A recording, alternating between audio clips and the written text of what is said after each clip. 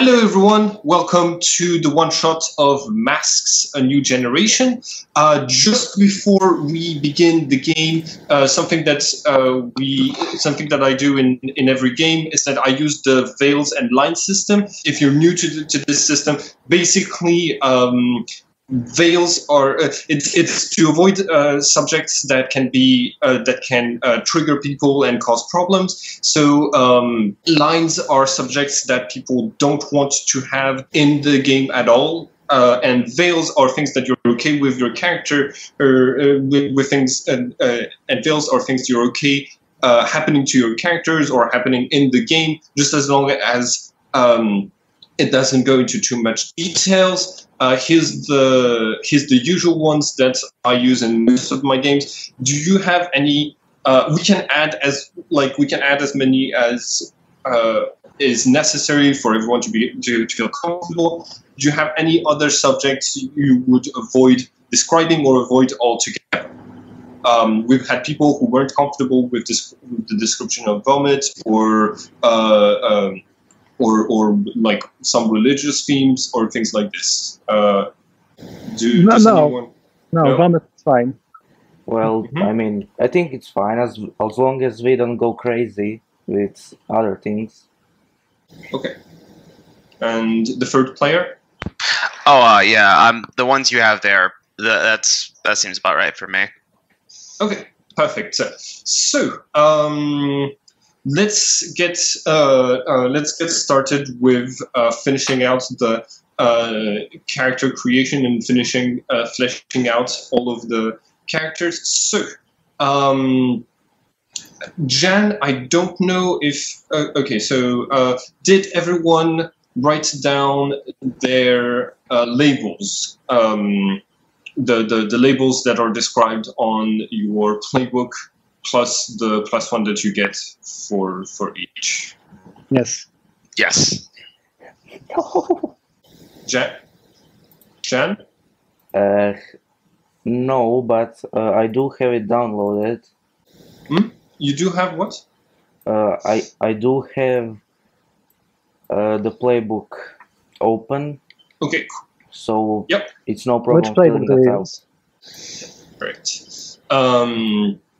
So the labels are on the second page of your book, and and so for the beacon you have danger -1, freak -1, savior +2, superior 0, and mundane +2, and you can choose a +1 in one of them. Yeah. I'll let you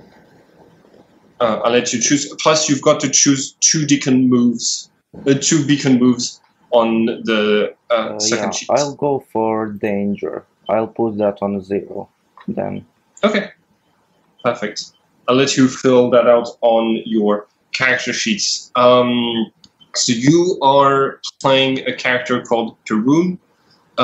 We also have Ion and the Crimson Crusader. That's so, right. I think you filled out your character sheets more. Both of you. Yes. Yeah. I think so. All right. So, can you tell us a bit about your characters, the moves you selected, and then we can discuss the relationships in the team. Jake, you want to start? Oh yeah, I could start. Yeah, I have Ion, and is sort of like your Wiccan type character from like Marvel. He's the son of a godly character that was some sort of like Apollo like sort, and a superhero, and he's just getting adjusted to the human world, and a lot of things are new and different to him, and he does have a little bit of a chip on his shoulder on certain things, but he's not he doesn't think he's better than anyone, but he definitely has certain arrogances and stuff like that, and he can control some sort of like, he has like heliokinesis, so sunlight and all that sort makes him stronger, makes him able to shoot things. and he's got some sort of minor like enhanced physicality of sorts with like a. And I don't know how what we were doing with the characters being together in any way, but we can say your characters know each other before the beginning of the game, but maybe haven't formed a team yet, or you have formed a team yet. Both of them are fine by me. And since we don't have the player who is going to play the bull, it's there's less of a need for a relationship to have been formed already. But some relationships on the playbooks also imply that there should be that the characters have spent time together in the past. So let's maybe leave the relationships for the end. okay, After we describe our characters. How about it? works for me. Yeah, I just have a question on filling out my playbook. What's the difference between active moves and passive moves? I think active ones are the ones that involve a roll with one of the labels, and passive are just the ones that you don't have to roll to use. I think so. Wait, so from the beacon So moves, if you- I can choose two of them for active Yeah. and passive. Yes, and if you have a roll in your move description, like roll plus danger to do something, I think it goes under active. That's just my interpretation. Okay, well, So for example, straight up creeping, the first move of the beacon, makes you roll plus mundane. That's mundane, exactly. Yeah, but the next one doesn't. But won't let you down. Just gives you is a passive move because it just gives you a bonus when you spend 2 team. okay, well, I want no powers and not nearly enough training, so I put that under passive. Yeah, sounds good. You can roll plus mundane. Yeah. Okay. And you've got a second one you can select. What moves does Ion have? The moves that Ion has are belong in two worlds, alien ways, and not so different after all. Okay. Can you tell us a bit what it does? What it does, just so that we're like accustomed to you. Oh, to the yeah. character? Yeah. Well, I can describe belong to worlds. You have the resources that come with your station. Whenever you contact your people, roll superiority on a 10 plus. Yeah, the number stuff. Basically, I can receive some sort of alien technology to use as an ability. I can consult my people's knowledge, or I can clear a condition through comfort of contact with my home. Alien ways, whenever you openly disregard, undermine important Earth customs in favor of your own peoples, you shift your superior up one and any other label down. So it's kind of like if I talk bad about Earth for, and then not so different after all. When you talk about your homeworld, roll plus freak. During conversation, you confess a flaw and add one to team pool. Mislead about your homeworld, take an influence over them, or describe the glories of my homeworld. On a miss, you reveal more about yourself than you planned. So, all right. Okay. Do Crimson Crusader, you want to tell us a bit about your character? Of course. Just sorry to interrupt. Just one thing before this, Jan. The recording, is it just the Skype window, or is it also the window in Roll20, so we can see the character sheets and things like this? Yeah, it's my whole desktop. I'm just not sure.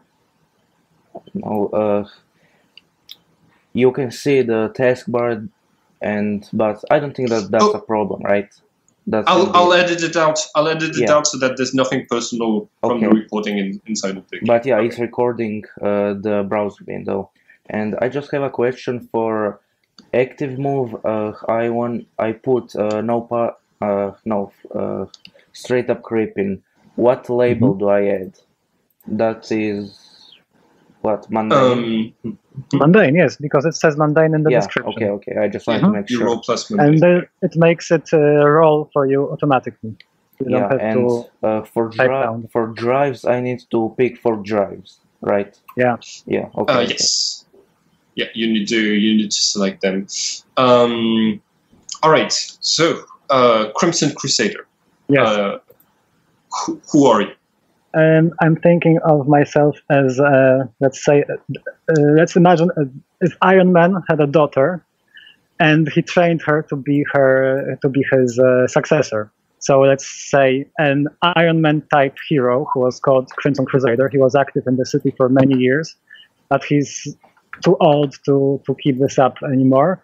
So he trained his daughter and basically forced her to take over and become the new Crimson Crusader. But he's still very much watching over her and judging her and giving her instructions and maybe orders even and so on. So she's very much in the shadow of her father still. And as for about the powers, it's what you can imagine from a standard Iron Man type power armor, let's say.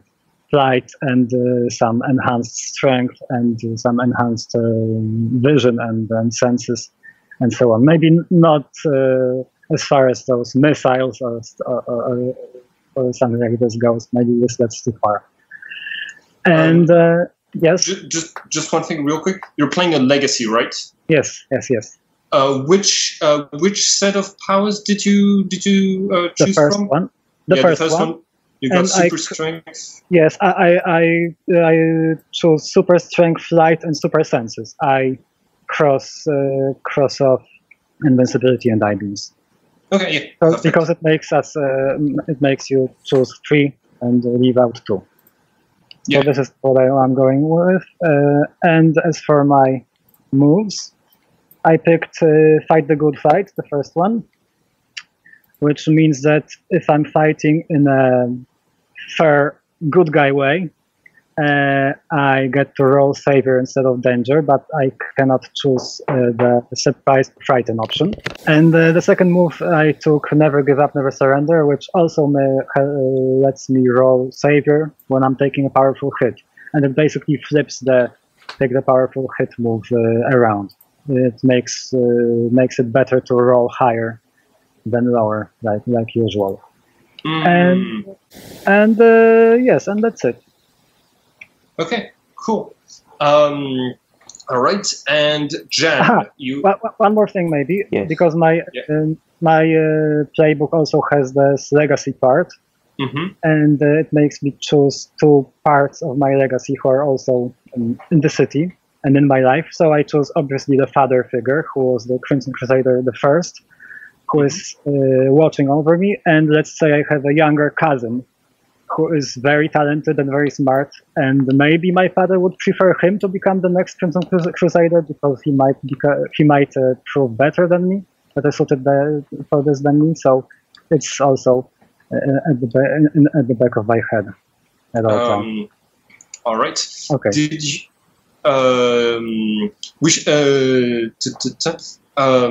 So we should.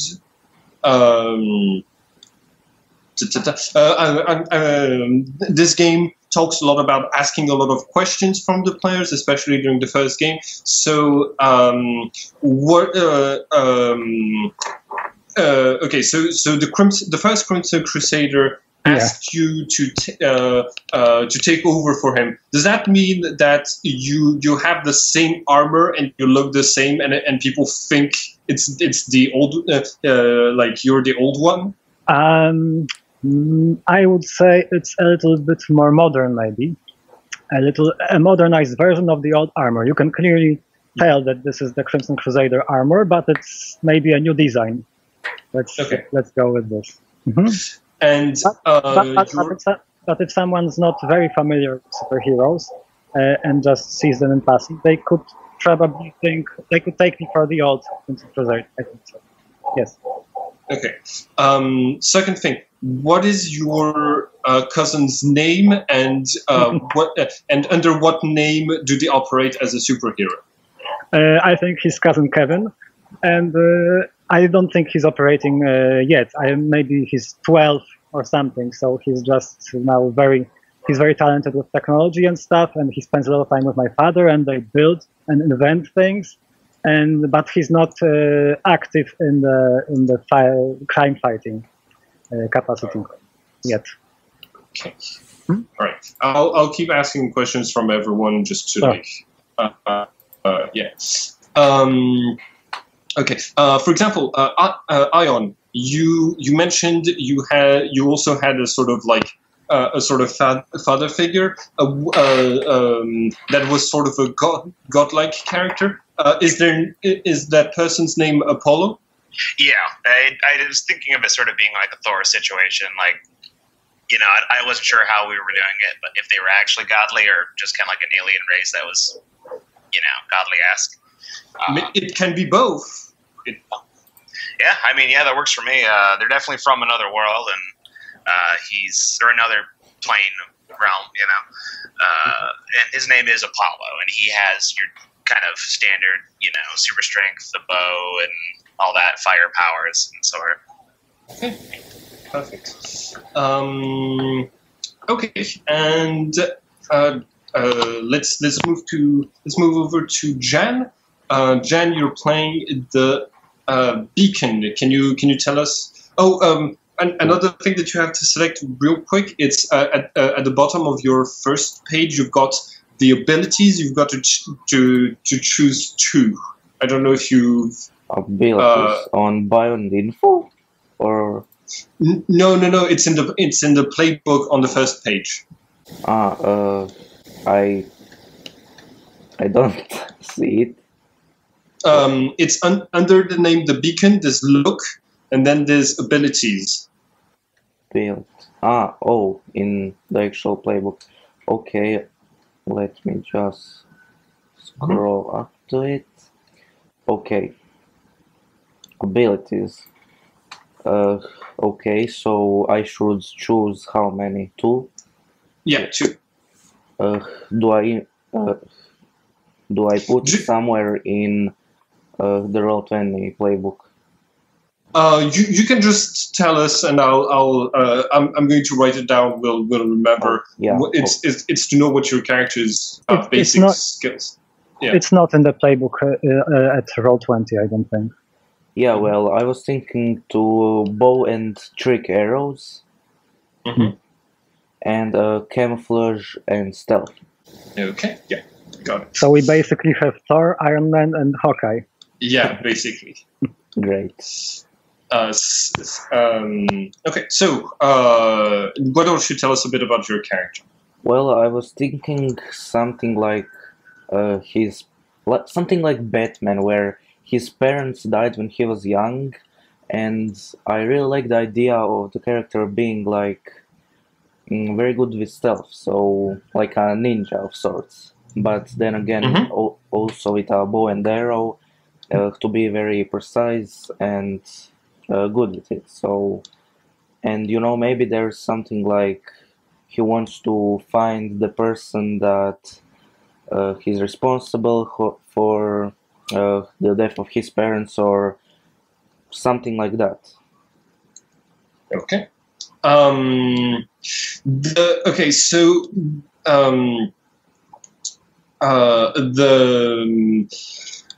you seem to have like a really sad backstory. But usually the beacon is all about being like really enthusiastic and really like a new member of the team. I don't know if you've seen like Young Justice, but it's the attitude that Kid Flash has, collecting trophies and like seeing the whole thing as an adventure. That's well, yeah, I always saw Beacon as a happy character, and I think that you know, the death of his parents isn't like constant on his mind, and that he doesn't seek for revenge so much, you know. So he he got over it pretty much. Okay. Yeah. So he's pretty cheerful and happy, and I always thought of him like the youngest maybe character. You know, cheerful. Mm-hmm. I didn't ever imagine him like being sad or like emo or something like that. Okay. All right. Can you tell us a bit about the moves you've selected and your drives? Well, drives, the first one I decided to get is get a new costume, then punch someone you probably shouldn't, because yeah, it would probably be funny. Pull off a ridiculous stunt that sounds like something that Beacon would do, and take down a threat all on your own. Take down a threat all on your own. Okay, yeah. Yeah. And for the moves, you said you wanted no powers and not nearly enough training. Yes, and straight up creeping. Okay. So those powers give you more gear. Yeah,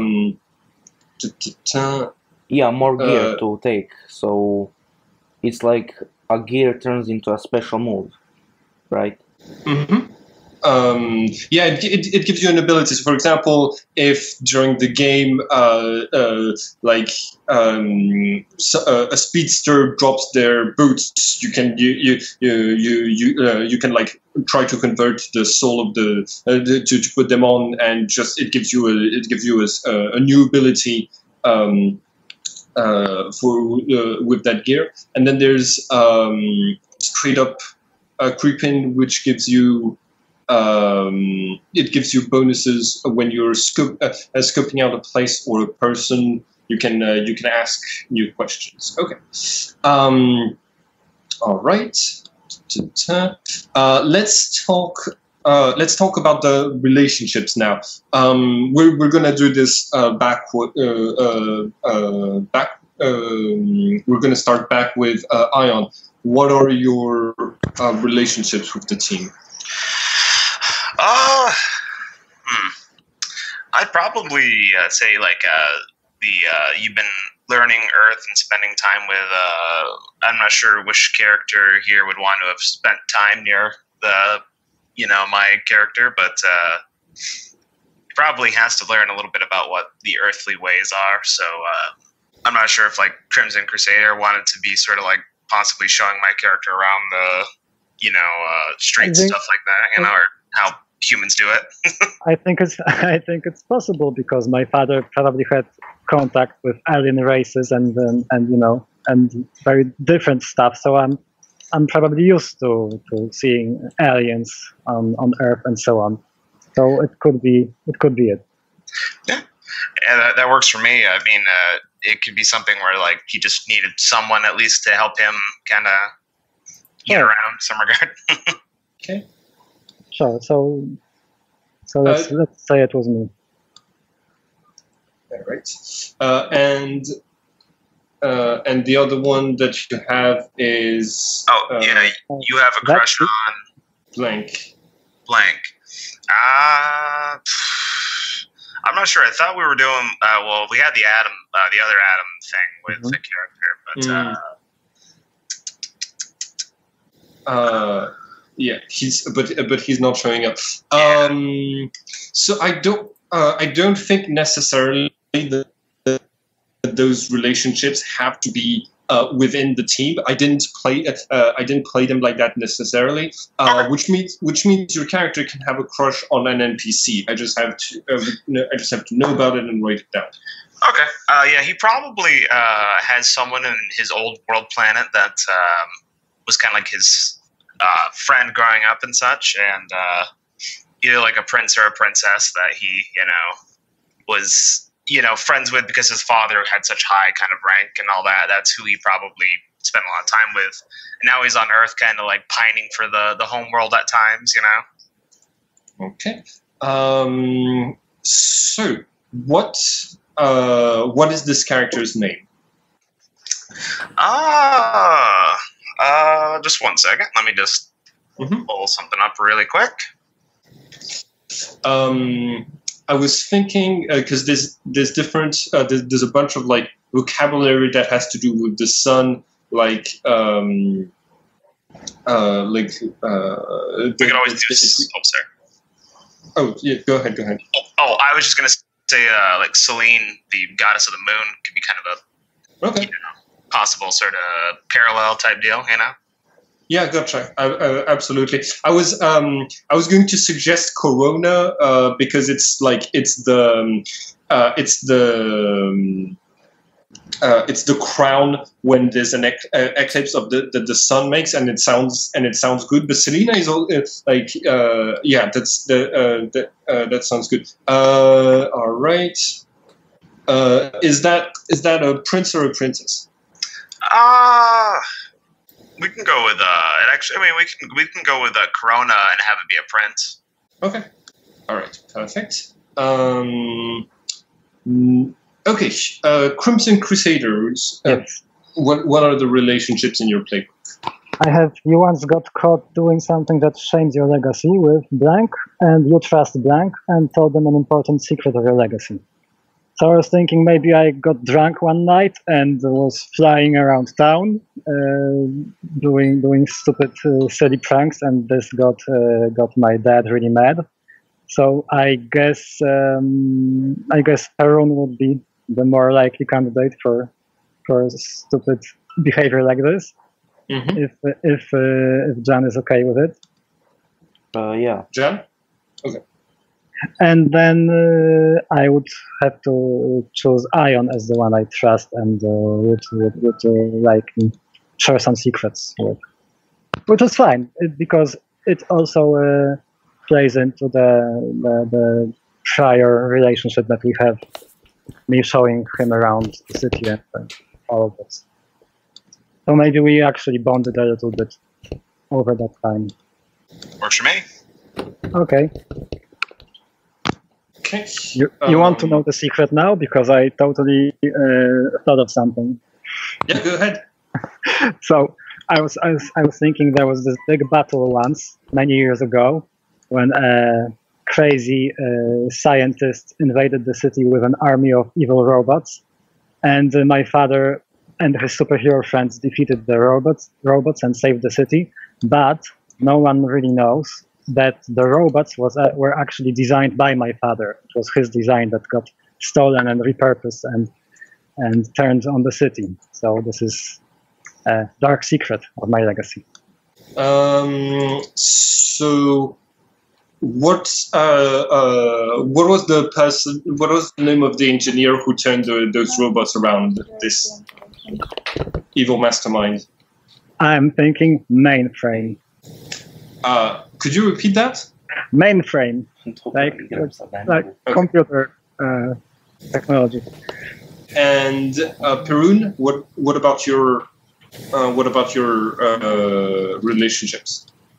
I think I will add Crimson Crusader and Iron because I thought like that the Bacon would look up to them and want to show to them that he can also be a hero.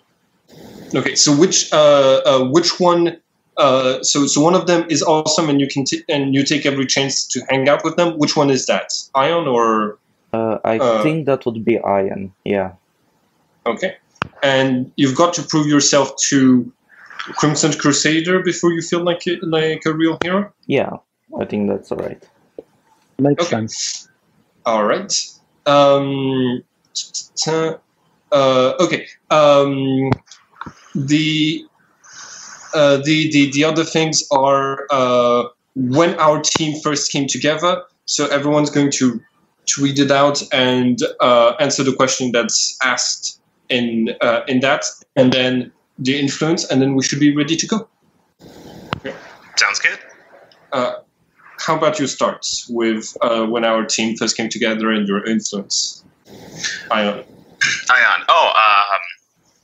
When the team first came together? Mm-hmm.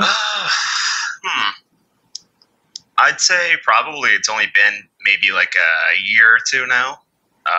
What's your question on the playbook? Yeah. Whoops, sorry. It's fine. I'll be honest. It's the first time I've played Masks, so I'm. Yeah, it's no problem. That's why we're doing this part of the character creation, which is done as it's supposed to be done as a group, so that everyone can like interact and suggest ideas to each other, and we can build the story of the team together. Okay, so I see here. So when team first came together, it says we didn't trust each other at first, but that changed how and why. Maybe let's see. Maybe Crimson Crusader before we actually got to know each other, because there's sort of that legacy of. I mean, all three of us are kind of some sort of legacy of some sort, but perhaps he kind of thought he was better than her and kind of looked down on her and everything, like these pathetic humans and everything. But maybe Crimson Crusader has proven that she's actually like a real hero, and he's like, wow, these humans can actually like be heroic and be sort of like us and be mythical, you know? So how did you start trusting each other? Like what was your first encounter?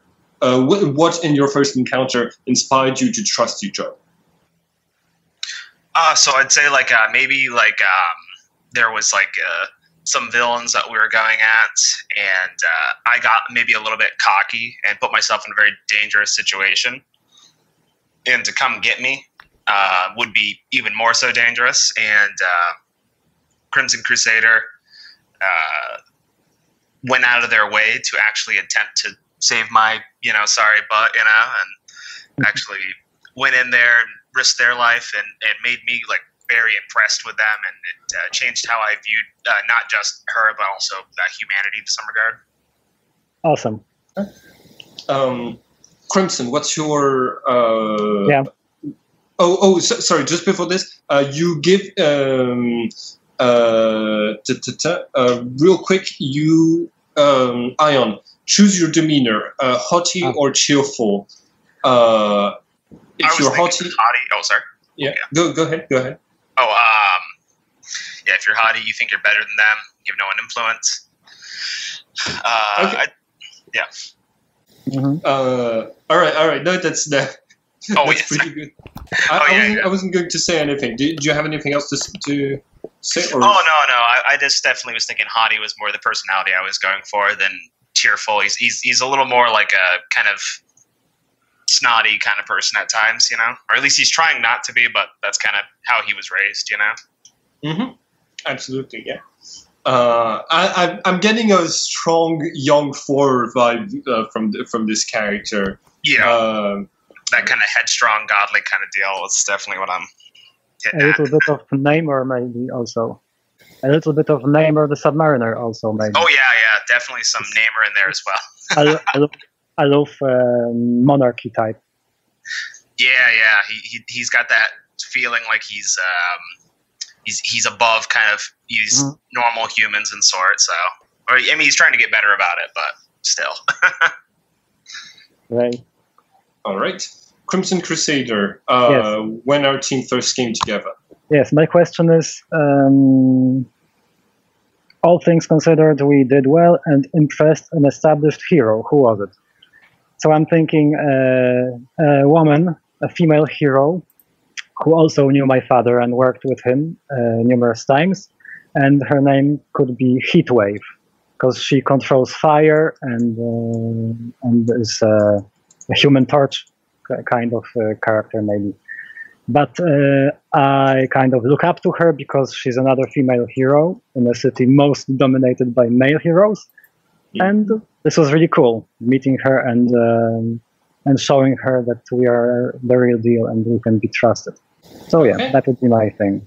Right. So you look up to her. Do you tend to look up to her more than you do to Crimson Crusader? For my father, senior. Yeah. I think that maybe I consider her cool. Because she's cooler. She's not as demanding. My father is so demanding that I'm maybe a little tired of him. And that would be how I see it. Mm-hmm. All right.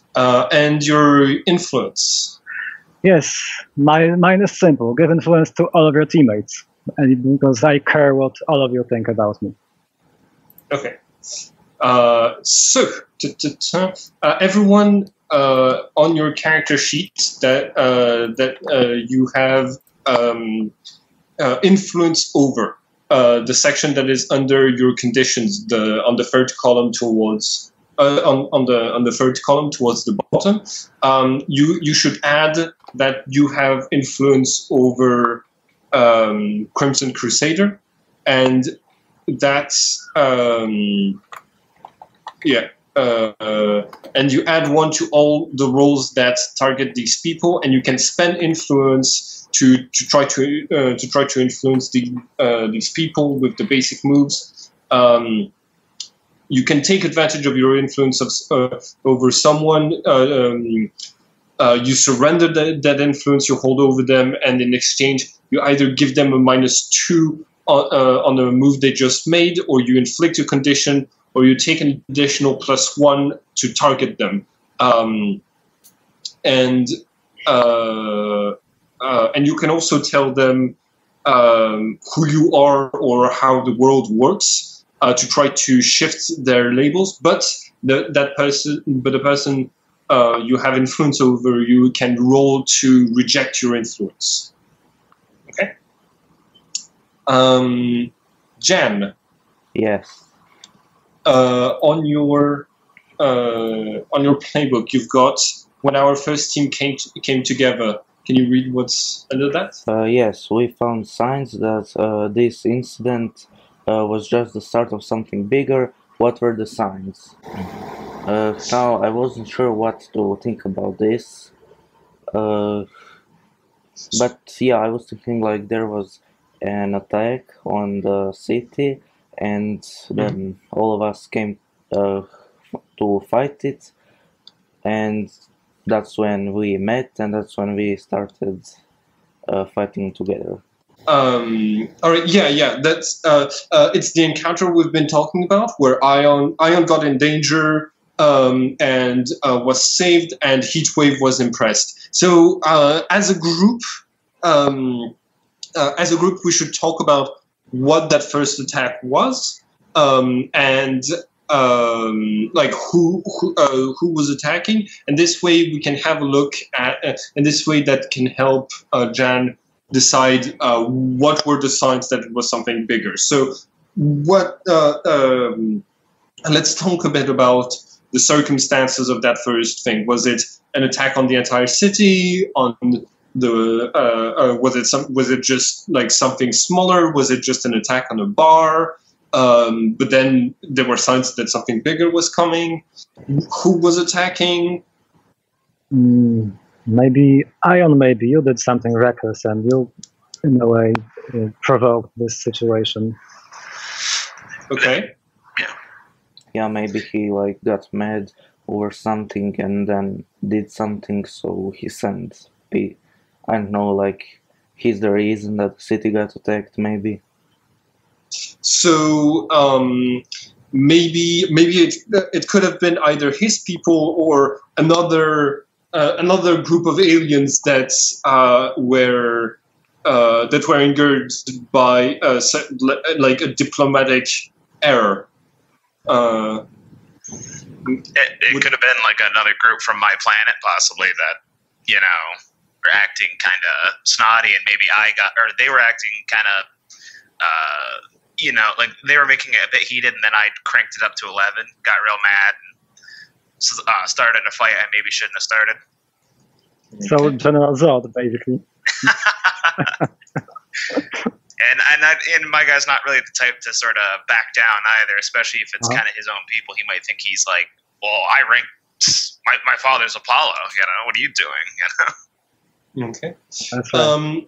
Shall we say that those people were okay? So we have Prince Corona. We seem to have like a sort of astrological theme going with your with those characters. Can we do we say that those people that you angered were coming from like a Mars type planet, and they were more warrior like, and you don't like them, or that they were coming from like another thing themed after planets, or were they totally or were they more themed towards like another pantheon, for example? I like the Pantheon idea if that works for everyone else. Yeah. Mm-hmm. So what sort of could it have been, for example, something themed like a Nordic or Greek pantheon that was? I mean, we could do like a Nordic thing possibly, or maybe trying to think of another one that'd be kind of interesting.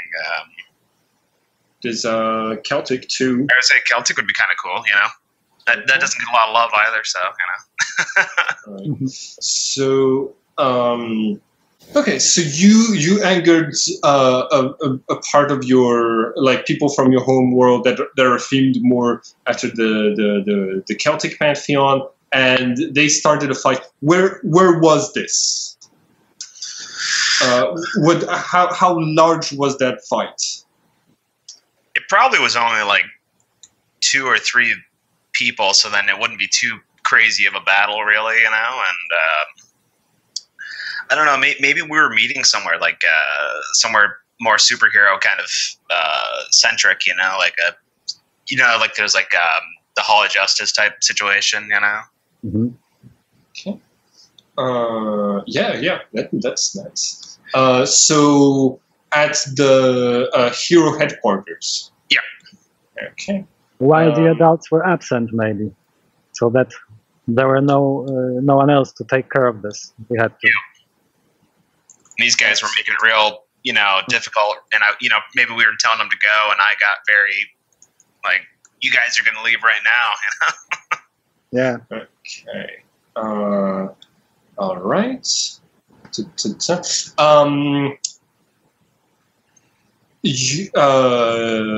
Okay, and you escalated things. So now I think is a good time to ask Jan the question: what were the signs that something larger was happening? Did they say we'll be back, or did they, or what, or was there something to hint that something was happening in the background that was larger than this?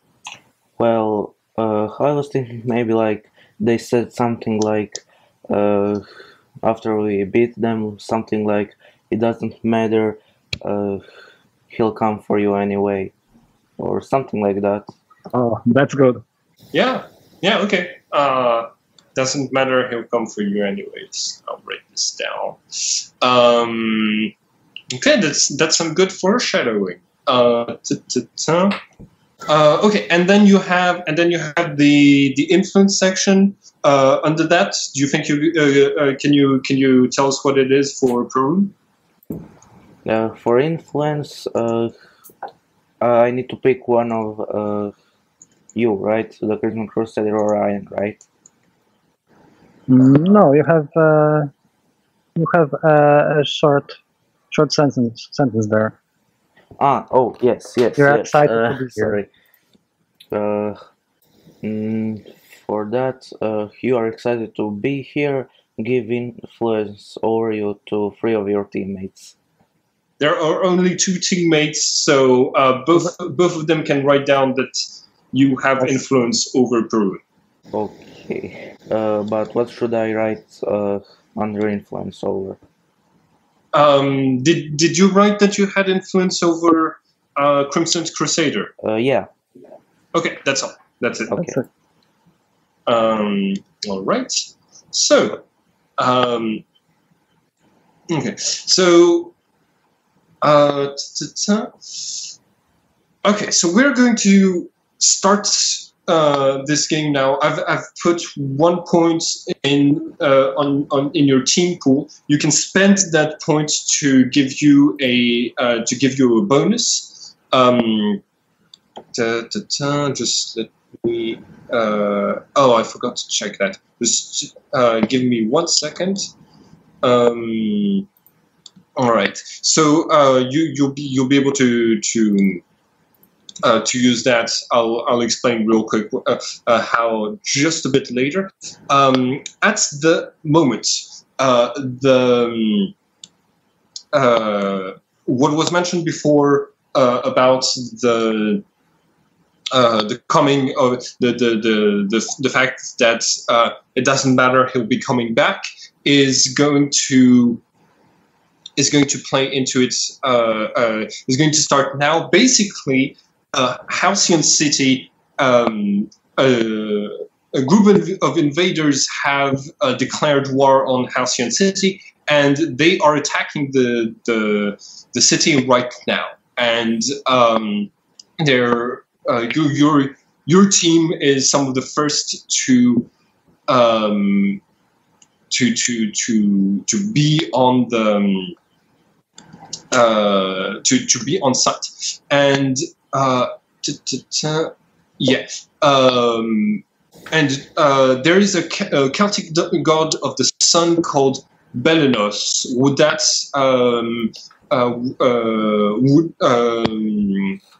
Ion?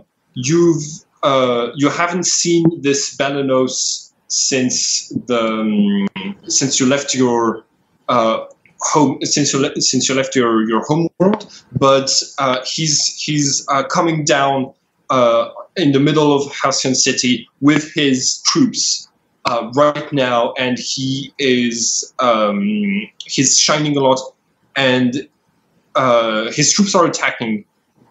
What is your relationship with Belenos?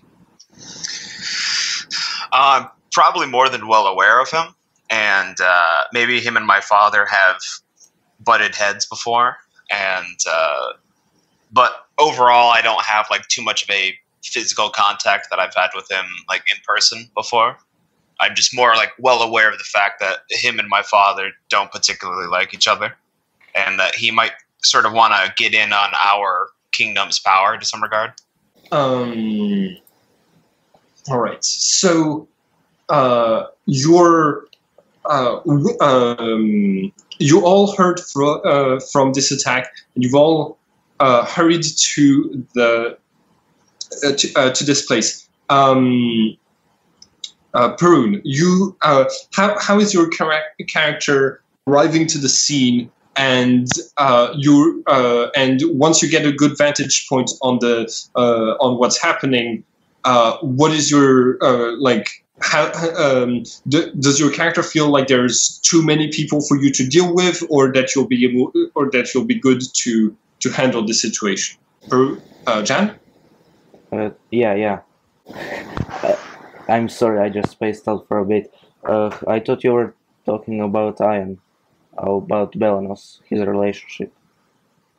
Yeah, right after this, I said, how does your character get to the scene where there's an attack, and do you feel like you'll be able to handle it, or do you feel like your team is going to be overwhelmed by how many attackers there are?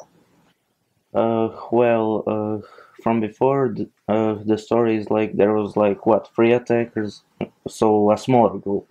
So I think that my character, like, he wanted to help out.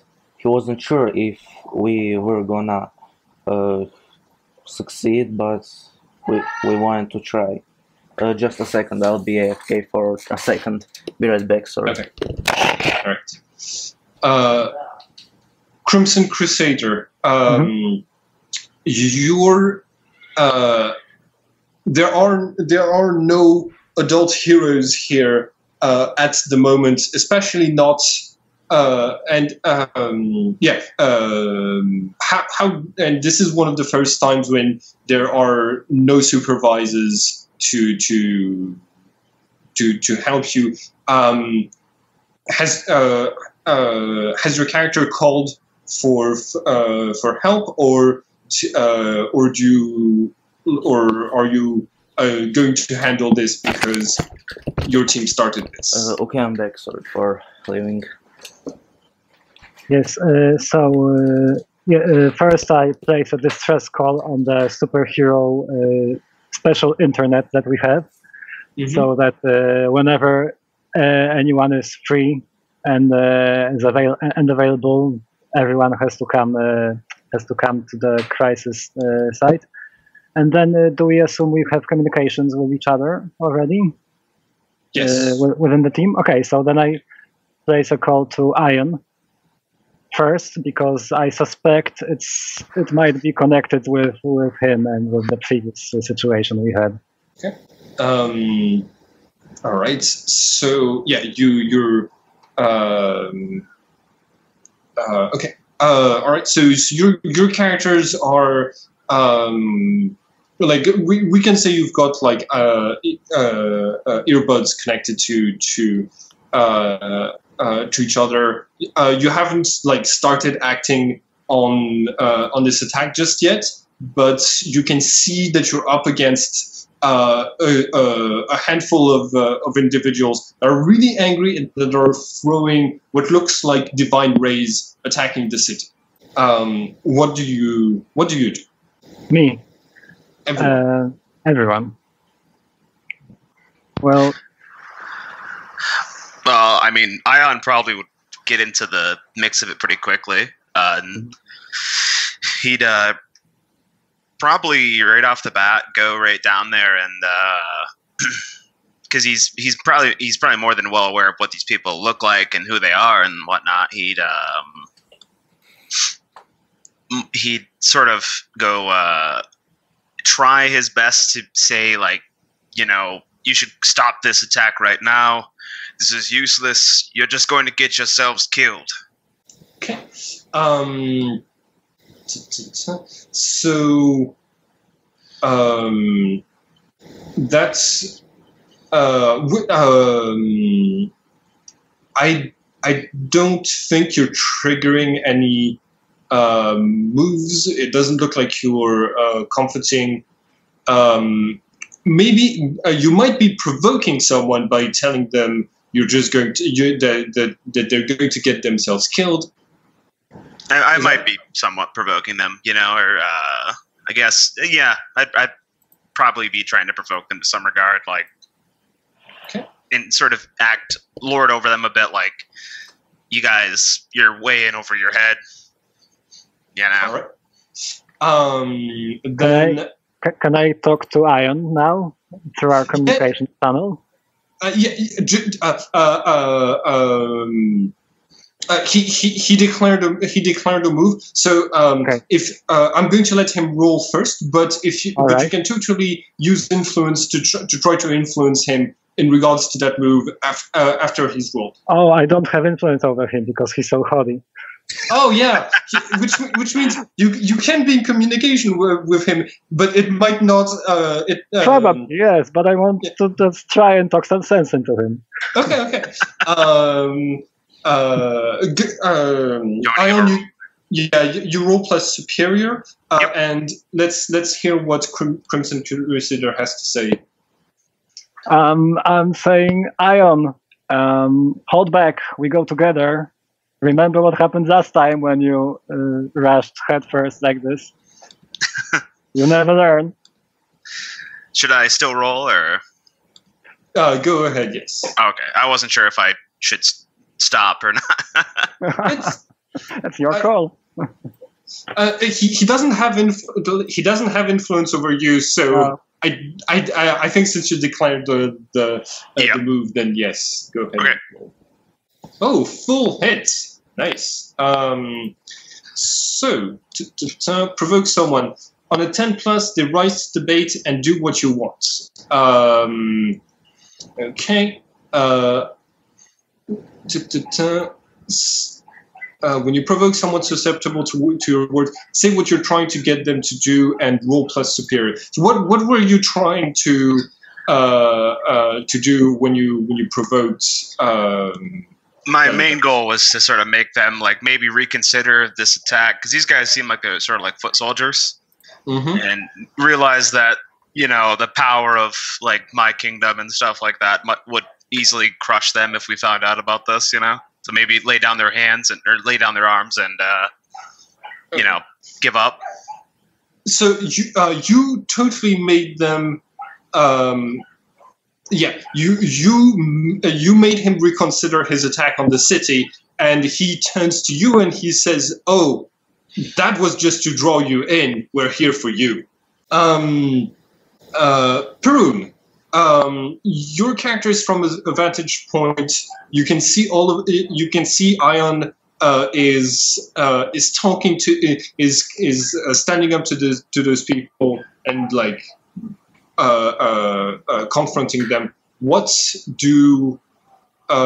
would where is your character perched, and what are you going to do? Well, I was thinking like maybe staying back at first, but then maybe later on uh, getting more confident and maybe joining in like full on. So maybe Okay. like at first he was a little bit scared to go and confront them. Mm-hmm. So And- I call to Perun and I tell him, Perun, get to a good vantage point and see how many of them are there. Maybe there's another group somewhere else that we can see at the moment. Okay, what do I do in this situation? If you follow what you're being told, you could roll to assess the situation, which would allow you to ask me questions that I have to answer truthfully along a list along this list. So basically, if your character is taking vantage point and observing, you could roll for this and get and ask from this list of questions. You also have the move straight up sneaking, and since you are straight up creeping, and you are scoping out a person or a place, so you could also roll plus mundane to ask questions. You don't have to follow what what a Crimson Crusader told you to do. CC is good. Okay, yeah. You don't have to follow that. You can just you can declare that you try to do something else. It's up to you. What do you do? Well, I think that then I would take an advantage point and try to roll to ask one of these questions.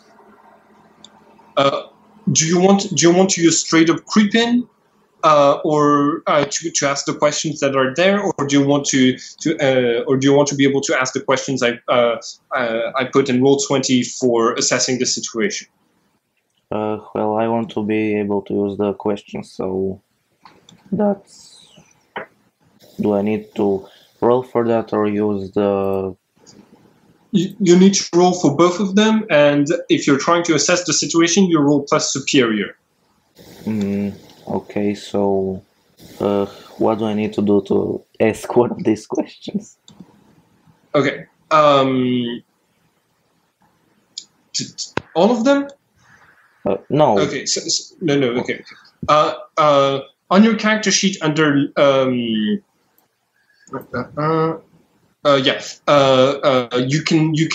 you see where there's a superior. You can press. You can click on the dice icon to roll that. Okay, so I need to roll straight up creeping, or both of them, or... Okay. Okay. Look at the questions. Which questions do you want to have answers for? The ones that I posted in Roll20, or the ones that or the ones that are in your beacon moves for straight up creeping? The ones you put on Roll20. Okay, then you simply roll plus superior. So you click the dice icon next to the superior label on your character sheet. Superior label? Yeah. You see the labels? They're the first column on your character labels, sheet. labels. And what do I go for? Superior. Okay, yes. Rolling. Situational bonus penalty. there isn't any, unless if you spend. Hold on. Unless if you spend. We'll get to you spending team just a bit later. So go ahead and roll with 0. You just don't add anything. Okay. All right. 7 is a hit. So assess the situation. On a 7 or 9, you can ask one. You can ask one of the questions I posted. Okay. Then I will ask, how could we best end this quickly? How could you best end this quickly? You could give the invaders what they want. You could get Ion to surrender to them. It seems like Ion is the one who's causing problems here, and and that there's something happening with the relationship with his world that is bringing trouble to your beloved city. That is the fastest way to end things, but it might not be the best way. Crimson Crusader. Yeah. You. Yeah. What are you doing? Can I fly over and land next to Ion? Yes. And because I assume Ion is standing in front of the guys. Yeah. Yeah. Yes. Okay, so I land next to him, and I say with my amplified voice, "Stand down. Get back to where you came from. There's no need for anyone to get hurt. Stop this trouble and move away." Okay. So I feel like if you're the person you're trying to provoke isn't susceptible to. I don't think so. No. Susceptible to your words.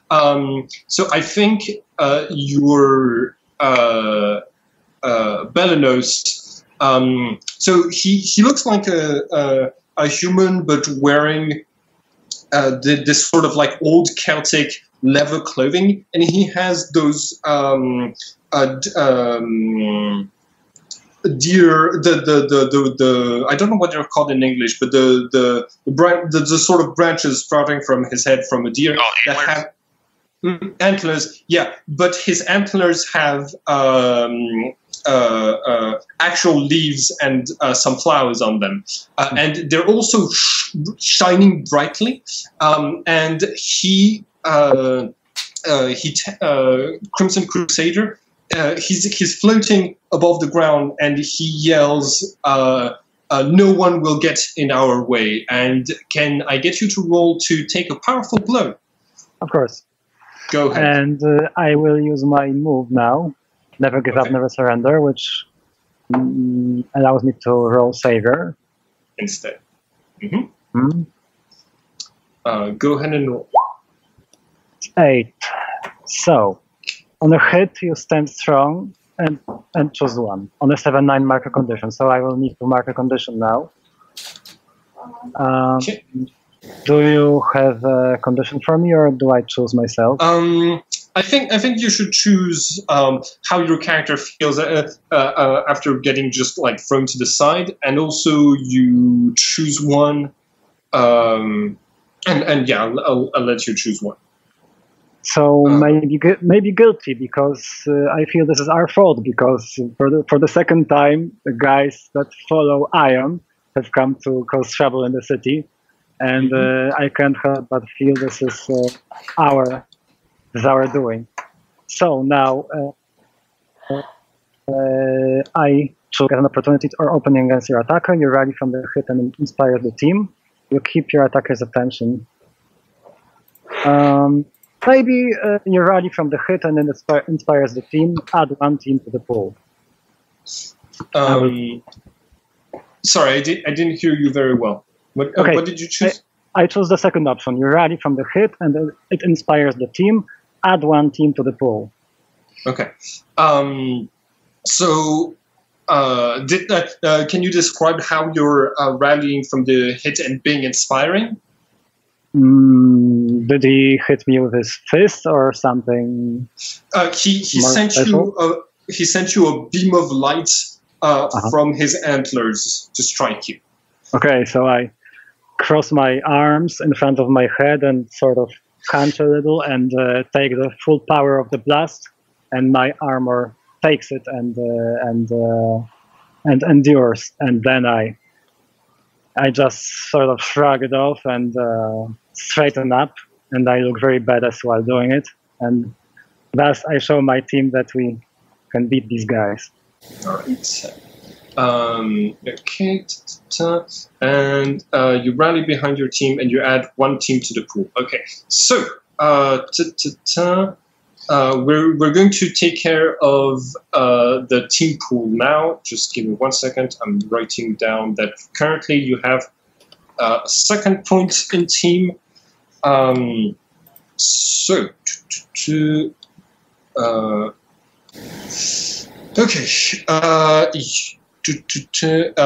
At the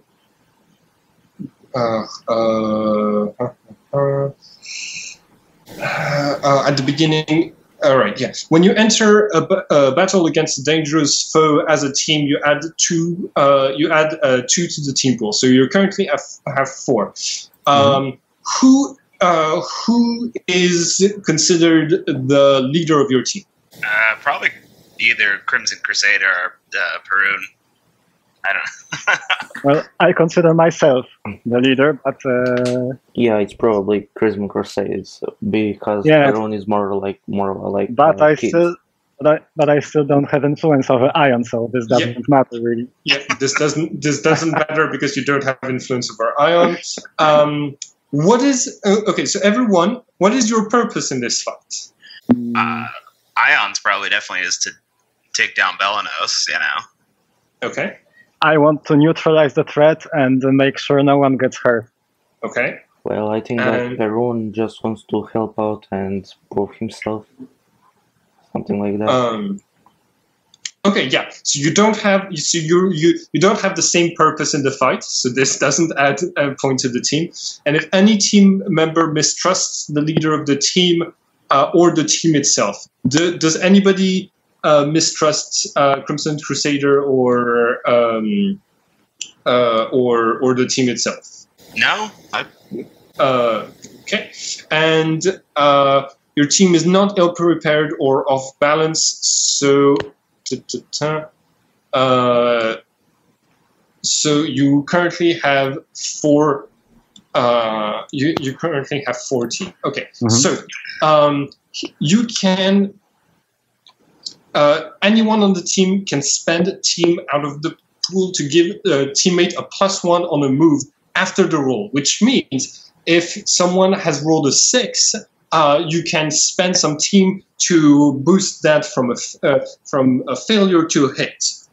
If someone has rolled a 9, you can spend team to boost it from a success to a great success. You have to be able to actually help. Which means you can't be in a totally different place. And it's better if you describe how your character is helping. Multiple teammates can spend team from the pool to help the same roll. Even low rolls can be turned into hits when the whole group pitches in. There's enough team in the pool, but each teammate can only spend 1 team out of the pool for a single roll, and they still have to be able to actually help in fiction. Also, you can spend team selfishly. When you act selfishly, you say how your actions ignore or insult your teammate. You remove 1 team from the point. You shift one of your labels up and one of your labels down, your choice. And you can use this option after rolling to alter the label you're rolling with, which means you can actually give yourself a boost to the action on top of shifting your labels. Yes, it does not do anything other than shift your. Okay, yeah. Okay.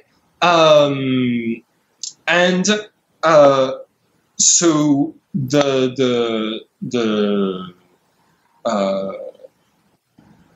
Wait, I'm gonna be okay for a minute. I'm really sorry. I'm gonna be right back. Okay, it's okay. So, what, guys? Your characters are confronted with this threat. Those gods are like they're standing, like floating there, ready to attack, and you see one of them that has this like that has a sort of what's it called in English, a mohawk, and a rather long face, starts to like he makes a weird sound, and you can hear the thundering of hooves, and he is summoning a horde of horses to charge at you, but the horses start trampling in the street, and people have to dodge out of the way, and they and you can see that there's like a group of people that try to get out of their car, and they stumble onto the street, and they're right in the path of the charging horses. What are your characters going to do now? I could. What do you think, Crimson Crusader? Should I try to run up and stop them, or? There's a lot of them. Yeah. I'm not sure if I'd be able to do anything other than. I mean, I have my powers of heliokinesis. I might be able to like do like a wide breaching type like wall, possibly, just try to stop them for a moment. That's good. Try that. That would make you roll unleash your powers. Yep. Okay. So you roll plus freak. Okay. And just 1 second. I'm just like pausing. I'm sorry, I'm pausing the action in the middle of it. Sure. But the only thing I don't like about this game is that they use the word freak a lot when it's used as a slur for a lot of things. Would it be okay if we just say plus weird instead of freak for the rest of the game? Just because like it's what I've been doing with the other games, and like it sort of like bothers me that they went with something that's used as a slur. Is that fine with everyone? Yeah. Hey. Yeah. Okay, cool. Works for me. Go ahead and roll plus weird to unleash your powers. Okay. Oh, nice. Okay. So when you unleash your powers to overcome an obstacle, reshape your environment, or extend your senses, you roll plus weird. On a hit, you do it, and that's it. Okay. So describe how your Helios powers stop or like reshape the environment to stop this like incoming horde of horses. Stampede. Oh yeah. So like I kind of get right up in the way and just sort of put up this wall and stand there, and I do a little one-liner where I'm like, "You picked the wrong time of day to do this." So it's a wall of solid light that just like that they slam against. Yes. Okay, yeah. The stampede like stops immediately. All right.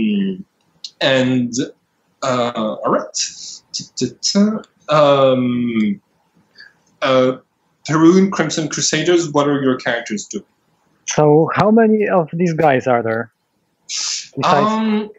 We're gonna say there's 6 of them. Including Belenos? Yeah. Okay. So that's a lot. So maybe I take off and fly a little bit into the air, and I shoot like a giant fishing net to try to capture as many of them as I can under it, because I still try to de-escalate the situation and not just resort to violence straight up. Okay. So I try to immobilize them with a fishing net. Okay. It feels to me like you're directly engaging a threat. Mm-hmm. Because you're going against them directly. So that would be roll plus danger. Yes, and can I use my move Fight the Good Fight instead? Because I'm not trying to hurt them, but I think it qualifies as pulling your punches. Yes, absolutely. Yeah. Okay, so I use this one instead. Okay. And I roll favor instead of danger. Okay. And that's a 9.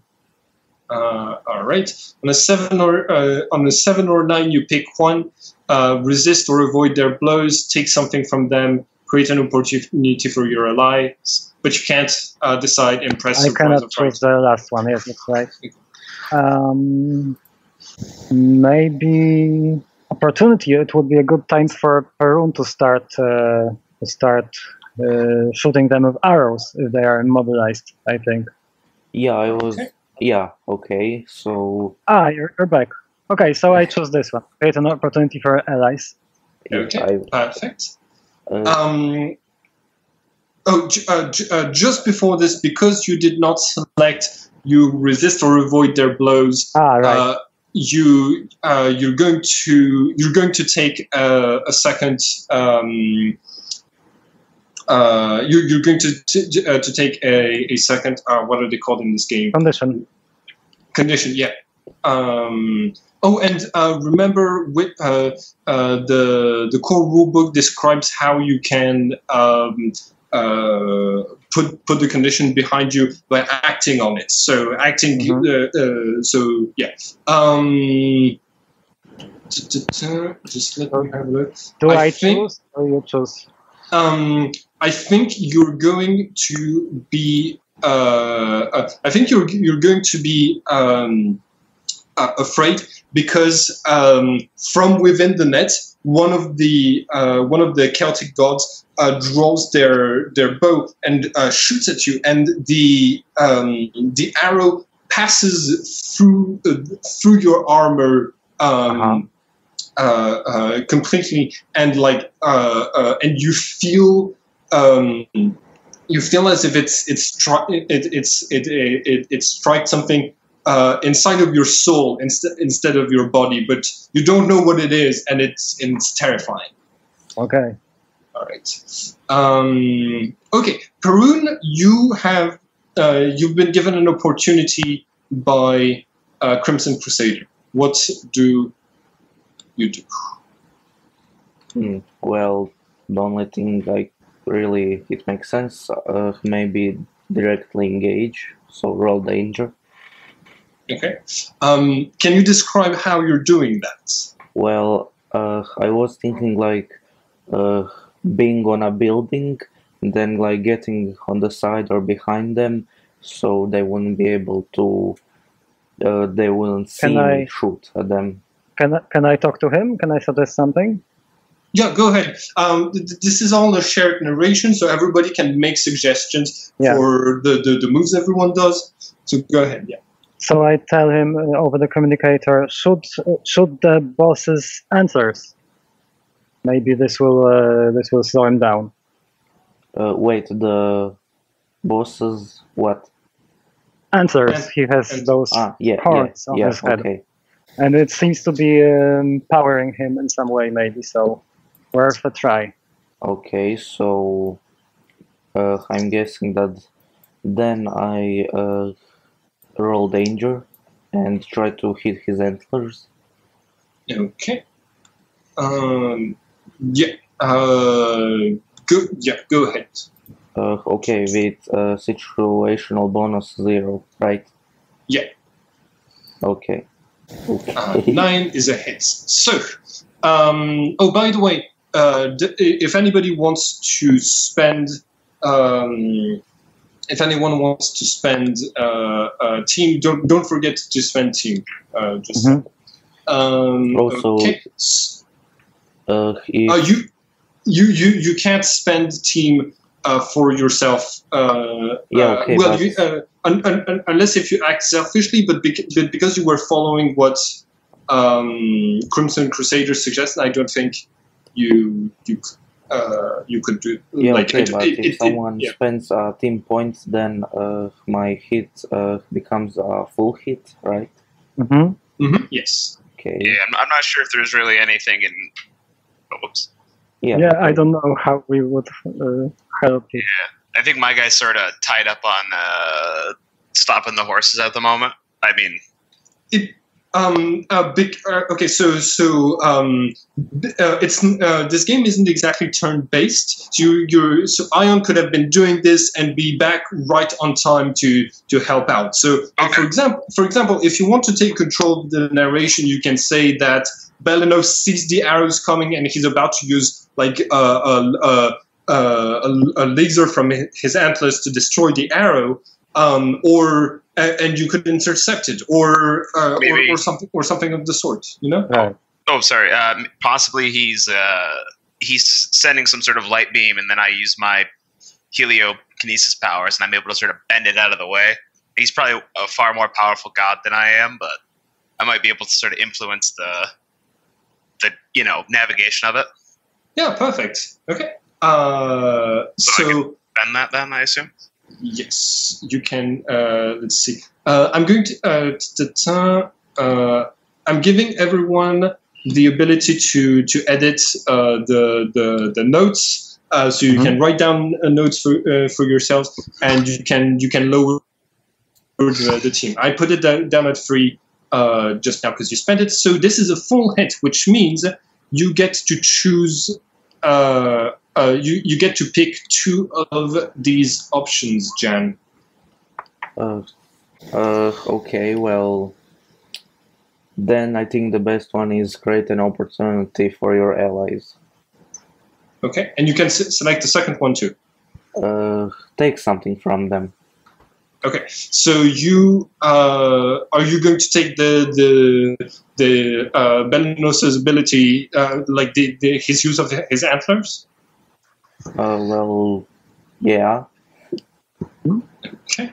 And what sort of and maybe somebody else can describe how you're giving them an opportunity right after that. You're not able to resist or avoid their blows, which means I'm going to give you a condition. Let's see. Yeah. Can you check hopeless in your conditions? Okay. All right. Because you might have like you get Belenos, but he is and it seems that his antlers they're like turning on and off really quickly, like a neon that's about to break. But despite the fact that they turned off, he only seems like angrier now. He really like he's getting angry and he's like tearing through the net that was cast over him. Okay, so who wants to act next? I think Crimson Crusader should, because when in kind of continuity what was happening when he shot him, I bended the bolt out of the way, and then when the arrow hit, now Crimson Crusader has time to sort of swoop in and take a shot. I think so. So yeah, maybe I'll just fly over and punch him. Just Good old fashioned. good old fashioned punch out. That's right. Okay. All right. Good. I guess that's still directly engage a threat. So, Yeah, but is it fight the good fight though? Because I mean, you are using your super strength. yes, but if I don't have this, I'm toast because I have afraid, so I'll never hit anything. Yeah, I understand. So I don't punch him. I swoop in and I try to lift him off the ground and carry him to another place, away from the situation. Maybe if he gets separated from his minions would calm down. This is my thinking. Nice. So I'm still not using straight up violence. You are pulling your punches and you're putting yourself at risk here. So I guess you are directly engaging a friend. So go ahead and roll plus save here. So, but now I have a trait, so this will count, right? As -2. Yes. Okay, so now I have only +1. It's still a 7, thankfully. It's still a hit. So you can select one. So now I select avoid their blows, definitely. Okay. And I try to lift him off the ground and carry him away from here. All right. So I think since that would be taking the leaders from the group,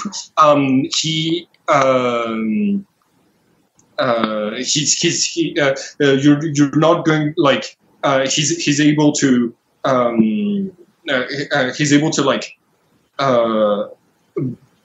bend your push back against your arms and just jump off, and you can see that without his antlers he's unable to fly. But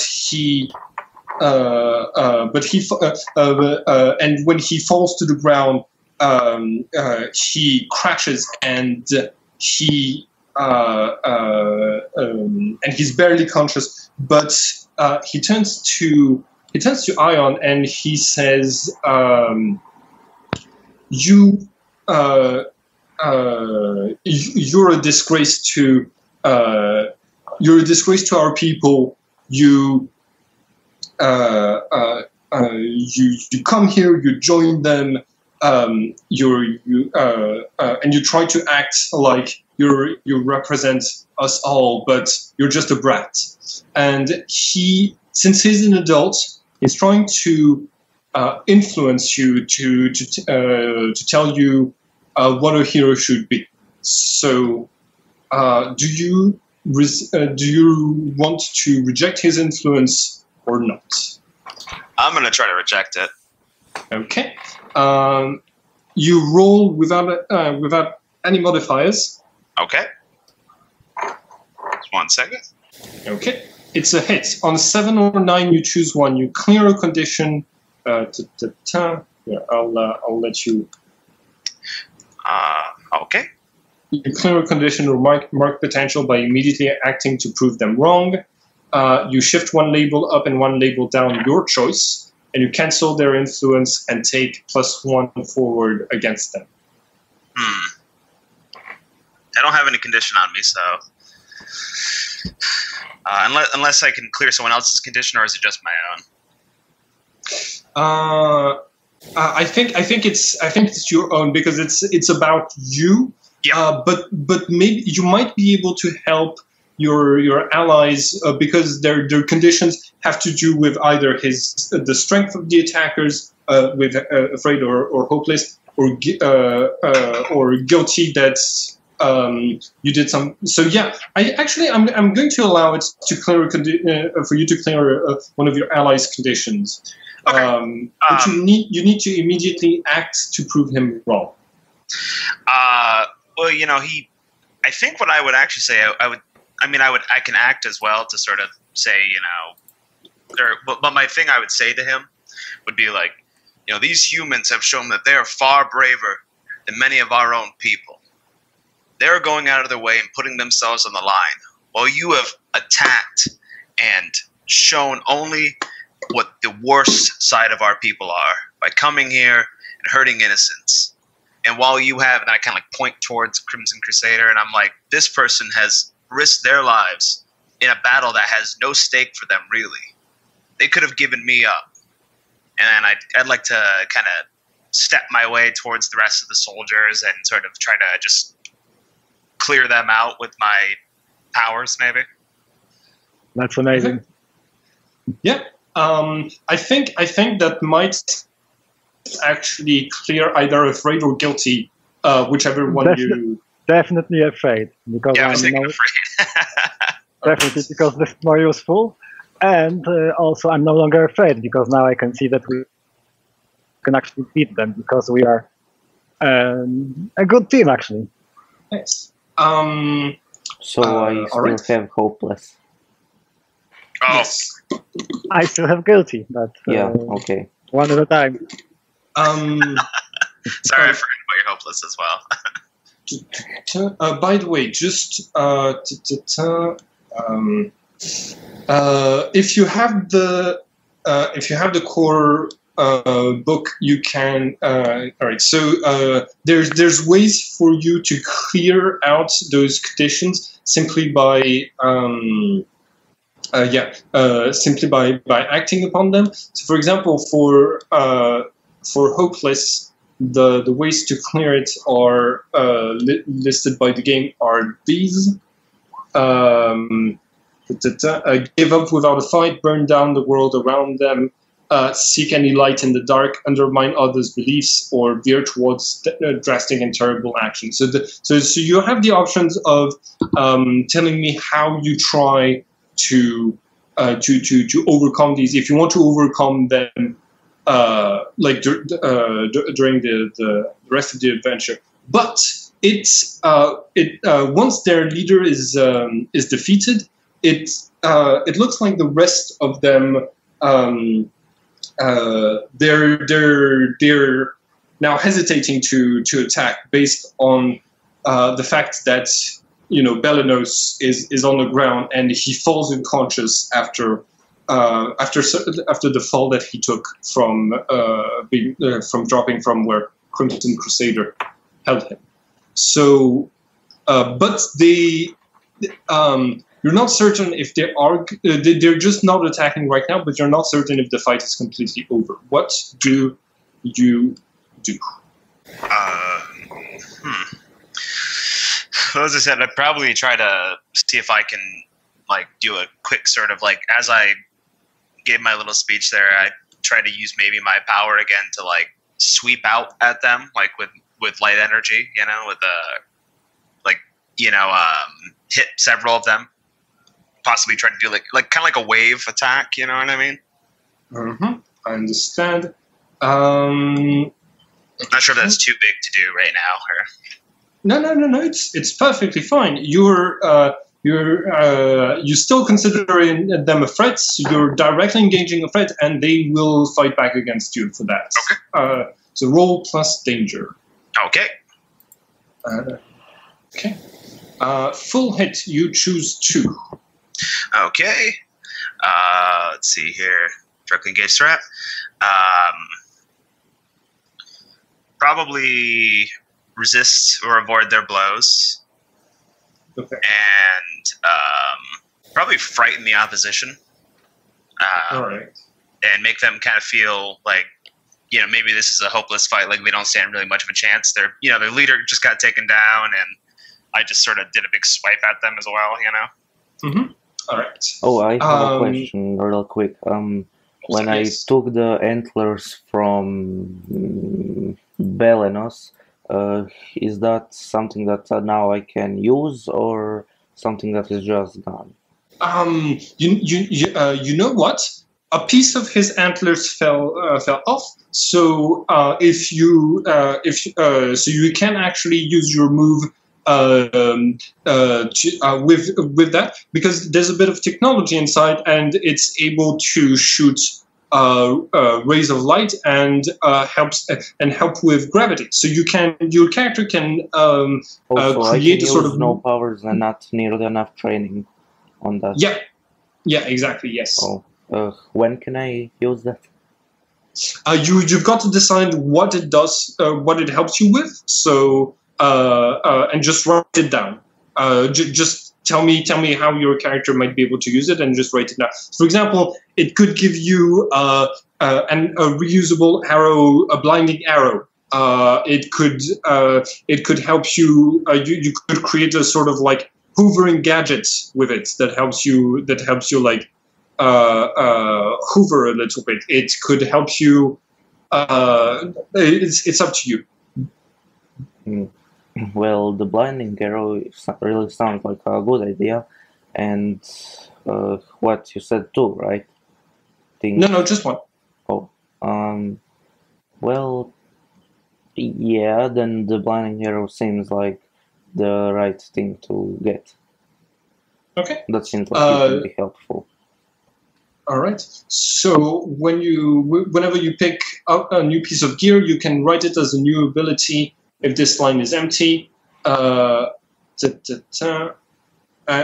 then when you use this the next time, you can roll plus mundane instead of the normal label to unleash your powers, defend someone, or directly engage a threat using this arrow. So I add the blinding arrow to active moves, or you can just write it down under the description for no powers and not nearly enough training on your character sheet.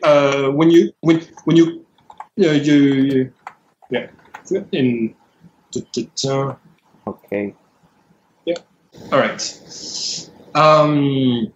Okay. So going back to Ion. Ion. You hit them with like your wave of sunlight, and they scram, and some of them are flying upwards and away from the surface of the earth, and three of them are scurrying away through the streets and like running off. The one with the mohawk just like jumps on one of his horses and runs off at super speed. Are your characters going to do anything in regards to this? I guess like Karun might be picking up that piece of antler, but you can also do other things. What do you do? Wait, is the blinding arrow like one use or? Yeah, it's one use because your move says the first time you use each piece of gear to directly engage a threat, you can roll plus mundane. So I guess so all of the new pieces of technology, like when you pick up a new piece of technology like this, you can use it once, and then you need to pick up another piece of gear. So that means your character can like can have a lot of different like pieces of gear that you go through and use at different times in the game. Okay, so if I do hit the guy that is running away, will he stop running or hit something so we'll be able to catch him? Well, since you would be since he's running away, that would probably be you'd probably be unleashing your powers, and then you could reshape the environment to get him to stop running if you make a hit. But okay, so if I hit him with the blinding arrow, we'll be able to catch him. Yeah. But I have Hopeless, which is -2 to unleash your powers. Yes. And -1 on Weird. Okay. So if you do that, but here's the thing: since you're using the blinding arrow, you're not using Weird, you're using Mundane, and you have a +2. Oh. That's what this move does for you. You roll plus mundane instead of the normal label, so you would be rolling at 0 in total. Okay, so can I roll mundane then? Yeah, go ahead.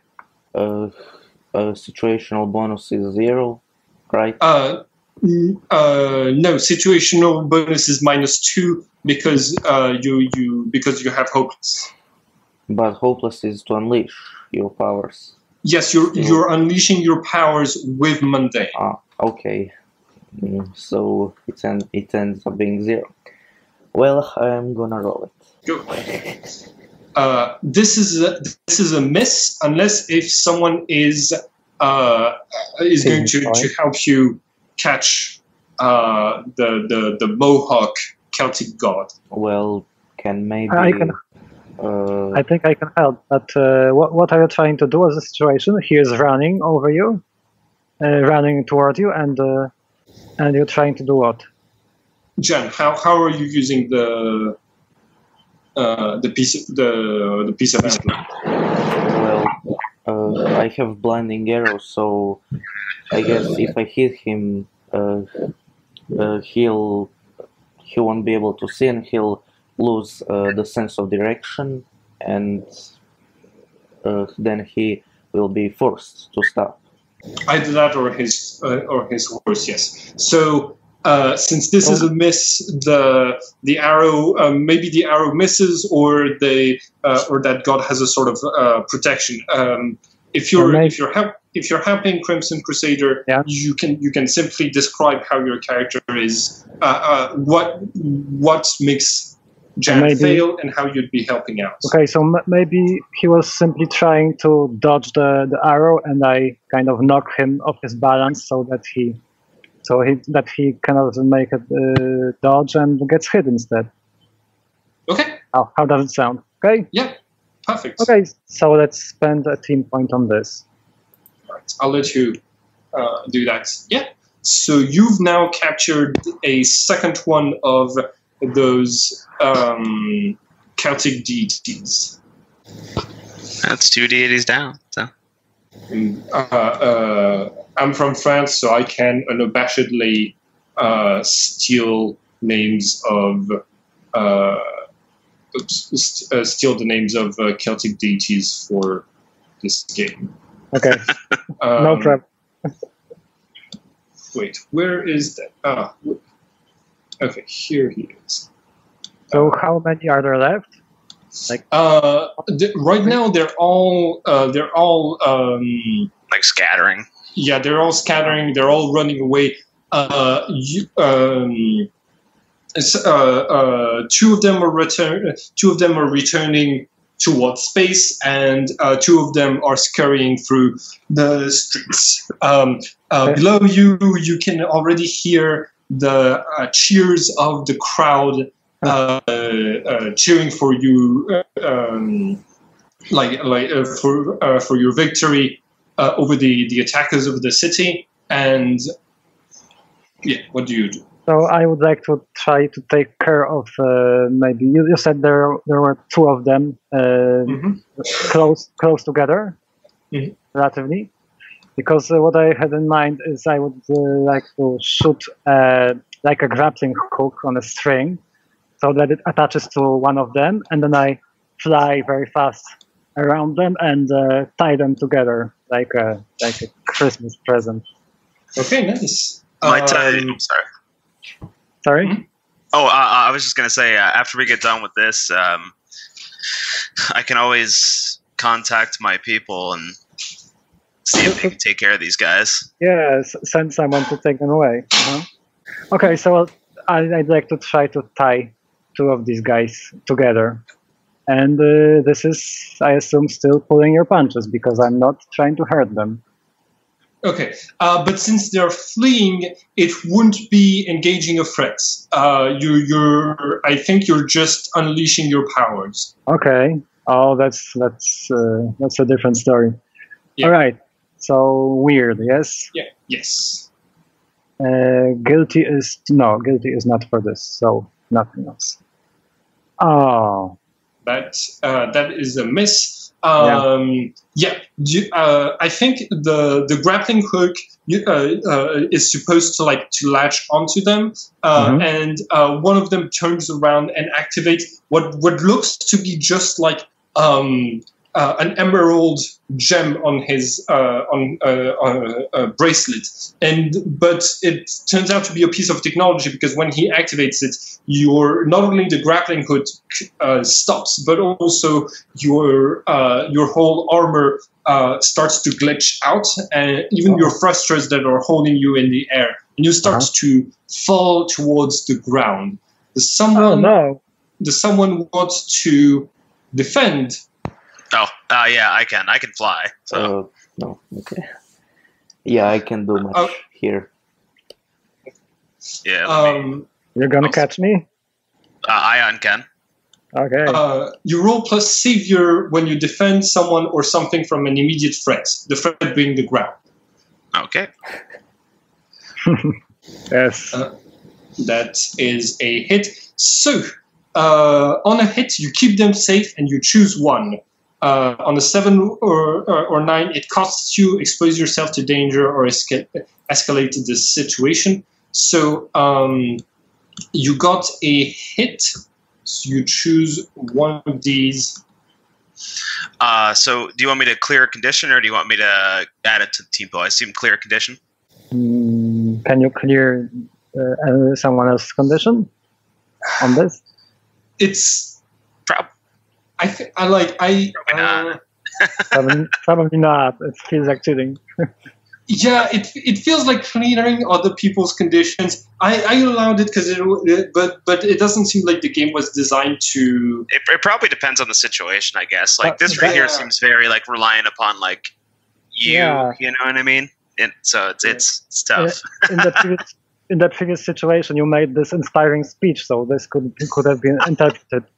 Right, but. So here's the thing. Heroes who are late to the party are arriving right now, including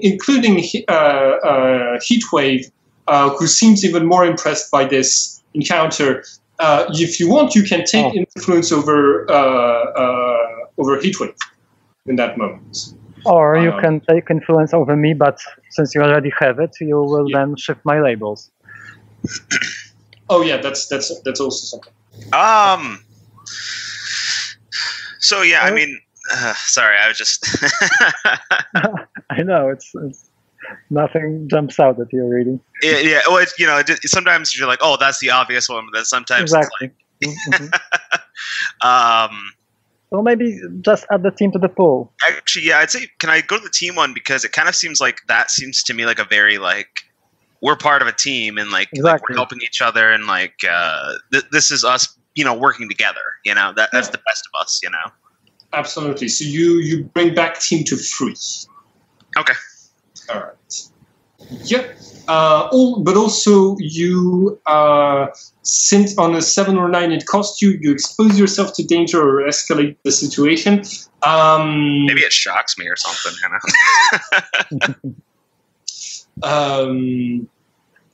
I think I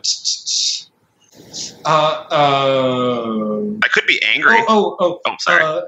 Yeah, no. I think here's what I'm going to do. In order to catch Crimson Crusader, it sort of like has to diminish your flying speed, and while you're trying to decrease your speed towards the ground.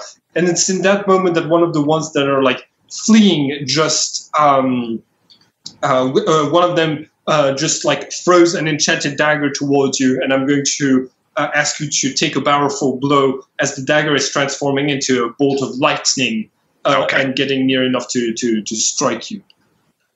So you roll plus conditions, so right now +0. Okay. So wait, can I be of any help when the enemy throws a dagger? Yes, if you want, you can spend team to get him to succeed that roll. But usually taking a powerful blow, you don't want to succeed. Mm-hmm. Okay then, so I better do nothing then? Yeah. Well, a miss is good in this situation. Yeah. On a miss, you stand strong. You mark potential as normal, and you say how you weather the blow. So yeah, that's a miss. You mark potential. Did anybody else miss so far? I don't think. No. Yes, I had a miss when I tried to tie the guy. Yes, but someone spent team to correct that into a success. No, not this time. Not that time. When Perun rolled. No, it was too far out. We tried. There was nothing we could do because it was. Yes. I rolled 5 on a weird, and that's why I was falling from the sky. Yes, that's true. So yeah, both of you can mark potential once. Yeah.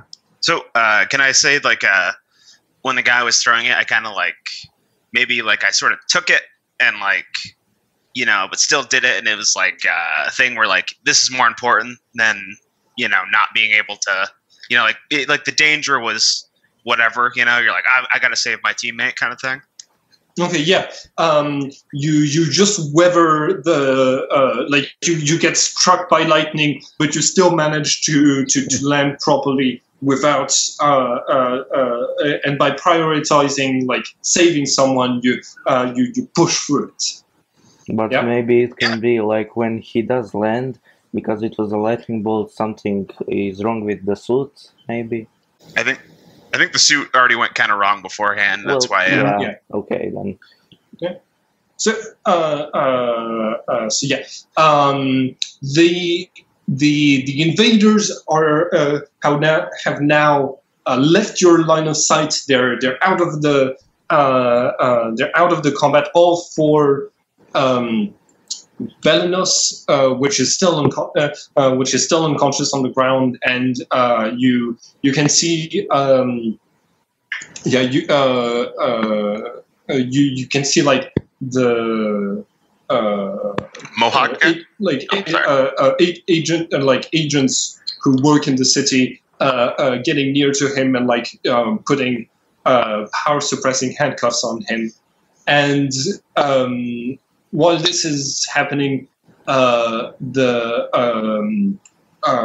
helicopter lands nearby, and you can see the press coming in, and they start taking pictures of you.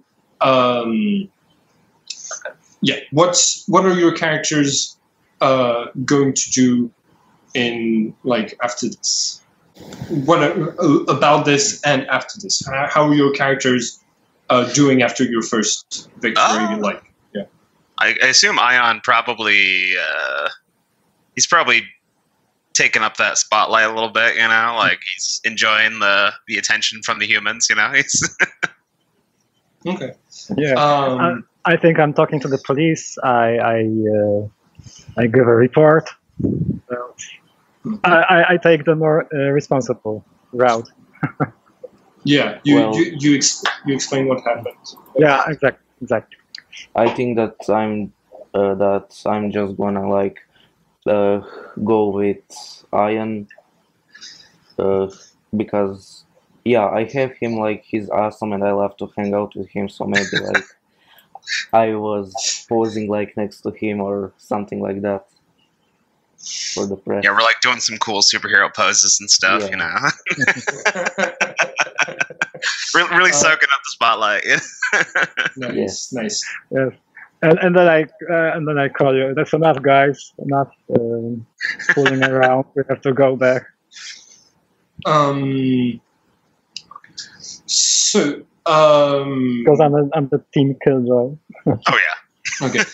So a couple of things. First of all, Perun. During the fights, there was an exchange of blows, and your costume has been a bit damaged. So members of the press are asking you if you're going to repair that or if you're going to get yourself a new one, because it's is your costume does your costume look like it's your first try as a costume? Like that scene from the old Spider-Man trilogy when he at first his first design the costume looks really like horrible, or is it already a costume that your character likes? Well, I'm thinking more of like he doesn't look horrible, but it's not something that Perun really adores. And I have a drive, get a new costume, so I think I'm just gonna replace it. Okay. So do you announce this to the press that you're going to get a new one? Yes. Why not? All right. Okay. So your character can start.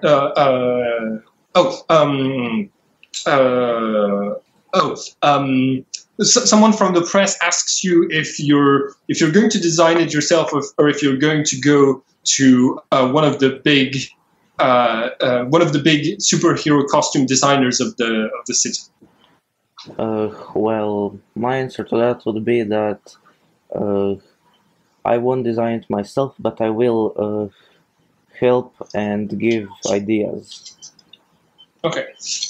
Can your character? Okay, so you're still a new superhero, and in your real life, do you make enough money to hire a designer for your costume, or did you inherit enough money from your dead parents to buy this sort of things? Yeah, I inherited money from my parents. I wasn't thinking a lot about that, but yeah, let's just make it so I inherited a lot of money from my parents, Okay. just like Batman. Ion, those weird like it's your first time having because the headquarters of the heroes is this place that has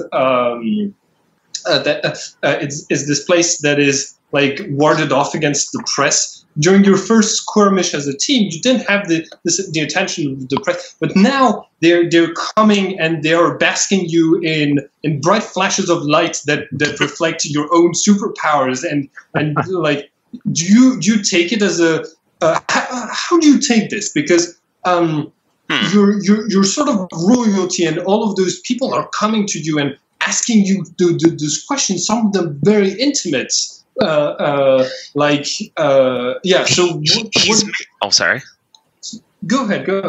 Oh no, I was just gonna say maybe he sort of takes it sort of like maybe not fully understanding the technology. He like takes it as sort of like them trying to like emulate how like cool his like powers are and stuff like that. Like the idea of the sun and the light. He's like, oh, these humans, they love someone like me. You know what I mean? They you know, it kind of just exacerbates his already pretty inflated ego. Yeah. Okay. But he seems to actually enjoy it. I'd say like he maybe when something hits a little too close to home, like he's very. He doesn't like talking too much about like his actual personal life.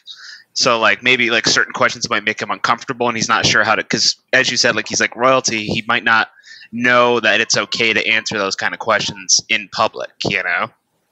Mm-hmm. Or that this is normal for humans. Okay.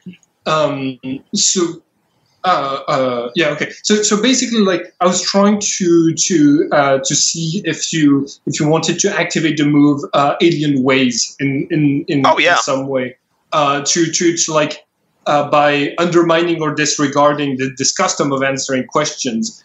But I was trying to do it like more in a subtle way. It's I just want to have like your opinion on this. What he could sort of see it as like humans kind of being too interested, like humans, we sort of look too much up to people and stuff like that. Like we look for gods and we look for idols. Where he comes from, people are very like you move forward with yourself. You care kind of like about like your family and those you love, but you don't look up to people. You are your own person kind of. Well, humans, we love celebrities and stuff like that. We love idols, you know. So maybe he kind of like these humans, like, you know, I appreciate them looking up to me, but it's like, it's kind of weird, you know? Like, why do they act this way? Like, why don't they just try to be like me instead of, you know, doing this weird worship of me, you know? Mm-hmm. Okay. All right. I don't think that you're like acting openly and like this seems to be a sort of inner monologue thing rather than activating the move. So like it's fine. Crimson Crusader. Sometime is going to pass after this mission, but the reverberations of the move could play out now. So your legacy move, whenever time passes, roll plus superior to see how the members of your legacy feel or react to your most recent exploits. Could you roll for that now? Yeah, it's Savior, actually. But before rolling, you need to ask the other players okay. questions. So then give me a moment. I'll find it so I can read it better. Okay, before rolling, right? Ask the other players to answer these questions about your performance. Take -1 to the roll for each no answer. Okay, so guys, have I been upholding the traditions of my legacy? Would you say? Wait, I didn't hear you quite. Have you been? Have I been upholding the traditions of my legacy? Did I bring shame to my legacy, or did I act like I should, in your estimation? Well, I think that you did pretty well. That you didn't really let anyone down. Yeah, I'd say you again. Like I always respect your sacrifice and the way you were able to swoop into that situation dangerously, and you were able to.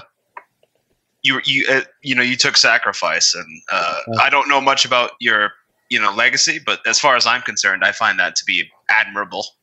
Okay. Now, second one. Have I maintained the image of my legacy? Well, this is the same practically. Have I maintained the image of my legacy? Yeah. And, is someone going to answer no? Maybe Sorry. even better. And the third one. Have you made the other members of your legacy proud? So Yes. I don't know how. I feel very proud. I mean, with accordance to my people, it's very like you acted in sacrifice, and it's very noble. Yeah, well, I Okay. think that Perun just thinks most of the things you do are awesome because, again, he looks up to you and he wants to be like you. Good. I think a problem with that move is that we didn't exactly define what your legacy does as a tradition, and maintaining the image of it. If we go, for example, with the fact that your characters. Go ahead. The way I was thinking about it, I was trying to play up the savior part, that I'm not a destructive force. I try to save people and stop major damage from happening, and this sort of thing. So I'm thinking about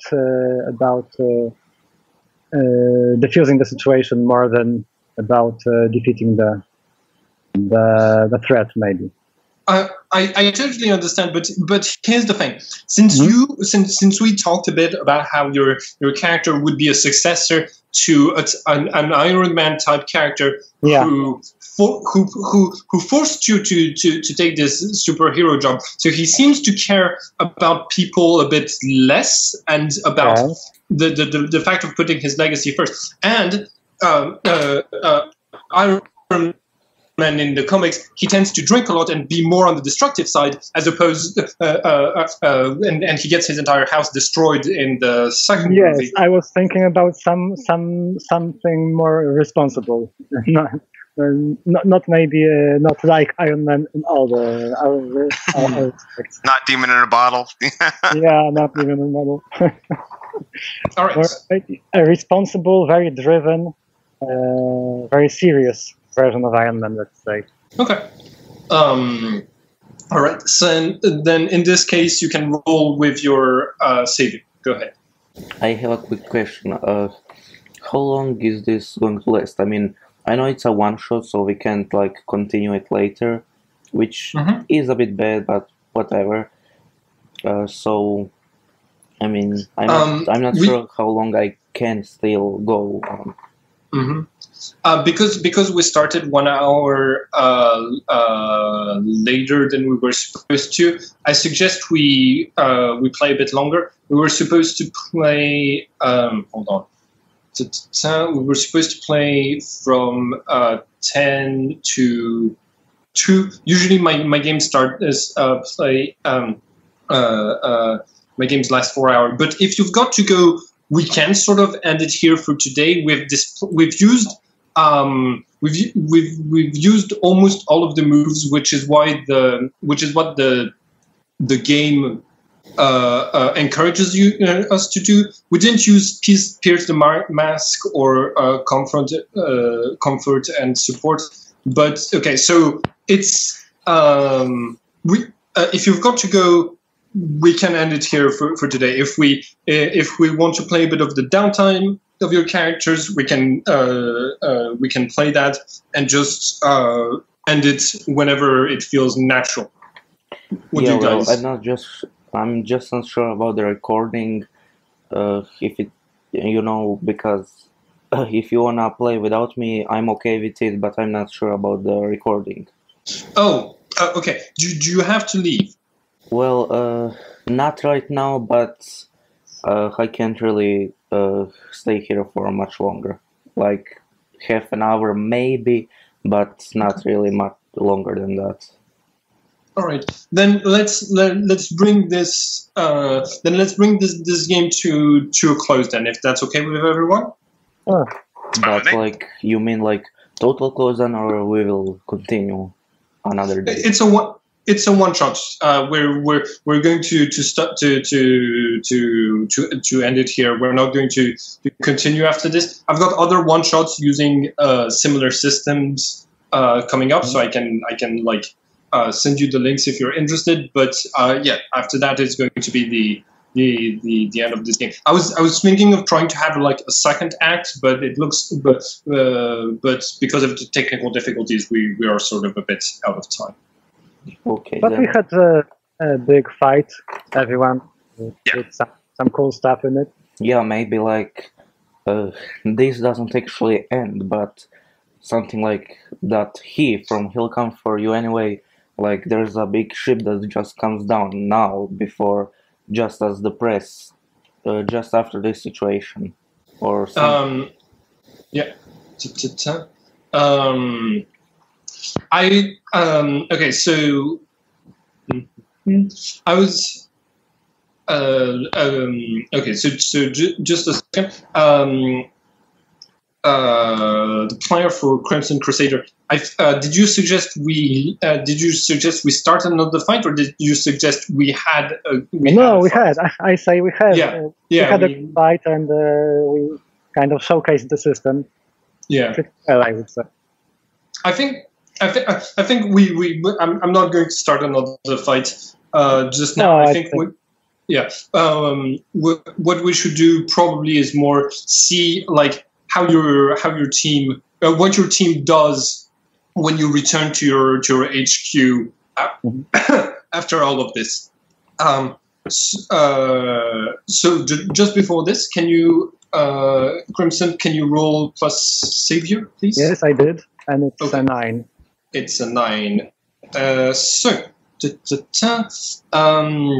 On a hit, one of them offers meaningful encouragement, an opportunity, or an advantage. On a 7 or 9, another is upset with your most recent actions and will make their displeasure known. Okay, so on a miss, yeah. I think I know where I'll go with this. Okay. So maybe my dad is pretty pleased with our performance. We did defuse the situation. We neutralized the threat. We didn't really allow the situation to get out of hand. And yeah, but maybe we should like come up with a good reason why he wasn't here, and then maybe he comes back and he doesn't know this even happened, and then something like that maybe. Okay, but what I wanted to say is because one of the members of my legacy is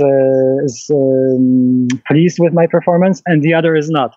So I would say my little cousin Kevin, the little brat, he's criticizing me for damaging my suit, and he installed this grappling hook string, which was his new addition, and I completely flounder with this. So he's maybe giving me some crap about it.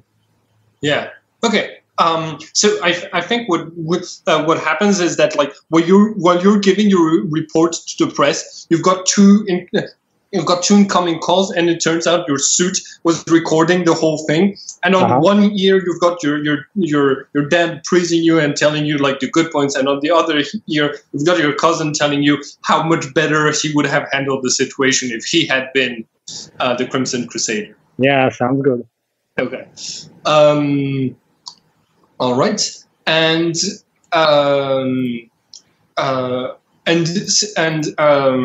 I think your father tells you that based on what's happening today, he feels like he feels like he's leaving his legacy in the proper hands. Oh. All right. So your team returns to your base. What does your base look like? Maybe something like the Stark Tower. Mm-hmm. Maybe something smaller. Maybe we didn't get the full access to the Stark Tower. Maybe we have a smaller facility. Maybe we're in the basement of the Stark Tower. Okay, in the attic. So you're in the attic, and every now and then the subway from Halcyon City just like moves, and then like the whole hideout like sort of shakes, and the lights above you like buzz on and off for a little bit. That sounds great. Okay.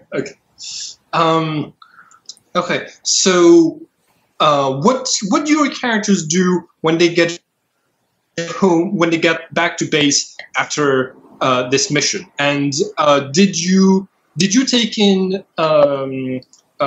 Belnos yourself, since Ion was thinking of calling his people? I mean, if the other the hero sort of people already sort of had their stuff going on, we might as well sort of let them handle the situation. Though I might contact my people regardless to say like, hey, what's going on here? Like, like maybe we shouldn't be letting these guys just sort of come into the Earth realm. You know what I mean? Like, this seems like something's getting past security here, guys. Like, maybe there could be like when you contact your people that it's like the rebellion or something, and the person you contacted, the person who answers isn't how do I explain this? Like, you try to contact your people, but there is either like they don't answer, like there is something that has taken them over, something like that, something that that will depend on how much Ion rolls on his move belonging to worlds. Oh. Yep. So go ahead and roll plus superior. Okay, and who are you calling? Are you calling Apollo? Are you calling? I'd probably be directly calling my father. Okay. Coming right to the source. Dad. What good? All right. So you rolled a hit. On a 7 or 9, you hold 2. You can spend 1 hold for receive a useful piece of alien technology that will allow you to use any ability from another playbook once. That is such a useful move. Oh my god. Consult your people's knowledge to ask the GM a question about the current situation and clear a condition through the comfort of contact with your home. So I guess technically, I since this is sort of like a one-shot thing, I guess I would just sort of consult, ask the GM current situation, and I'd probably just sort of, within the canon of it, or the story of it, I'd ask like, how is this happening? Like, what's going on here? Okay. So you you enter communication with Apollo, and you start discussing the events, and it turns out that Apollo reveals that after the first skirmish that happened at the hero's headquarters, there have been more messages from you taunting Belenos that prompted him to come back, and everybody was certain you were just trying to get into a fight with him to establish your superiority as a sun god, but you didn't send those messages. So someone else was instigating the situation without my knowledge. And it would appear so. well, I'd probably, I don't know how exactly, my character would feel. He'd feel sort of like confused and maybe a little bit like, he doesn't quite have that belief in his world, or maybe not. Like maybe his father isn't quite. He doesn't have the hold that he thought he did, And but he's still sort of steadfast in figuring out the situation, All right. And yeah, you while you're I think like this might be somewhat of a good moment to end the game. Like we leave it on a cliffhanger that something else was behind the scenes, and we can and we can leave it there for now. But I just want to do like maybe have we had like the praise and the competition from Crimson Crusader that was established in the background. I just want to see one last thing from Peru and just say to do this. And I think like sort of in the background of what's going to happen for Perun, for Ion, there's this moment when your call with your father that's like really serious and establishing like you're doing a report, and then suddenly there's like Prince Corona that says, "Hey, it's Ion," and like he completely hijacks your report call to start to talk with you and to learn about the wonders of Earth. Ion's probably pretty like he gets pretty shy, probably pretty like immediately, because he was very serious for the moment, and now suddenly he's like confronted with the person that he has a lot of feelings for, and he's very passionate, and then suddenly he's like, Earth's great. Nice. What is Perun doing when you come back to like your team's headquarters? Well, maybe I'm not sure. Really, just like hanging around, bothering people. Bothering? Bothering. No, bothering. Oh, bothering. Like, I don't know. Maybe he's trying to speak with Crimson Crusader, or just start working on the new costume. Get a pencil and a piece of paper and start that's a good idea. Yeah, drawing like ideas. starting to contact people for the new costume. Nice. I think yeah, that was a short but nice game. Are we okay to just leave it off here for today? Yeah, that works for me. Okay. Hi everyone, and thank you for watching this video. If you want to keep up with all of the adventures on this channel, don't forget to subscribe and click the bell button so you can get a notification each time we upload, and it would be very nice of you to like and share the video to help this channel grow. Have a nice day everyone.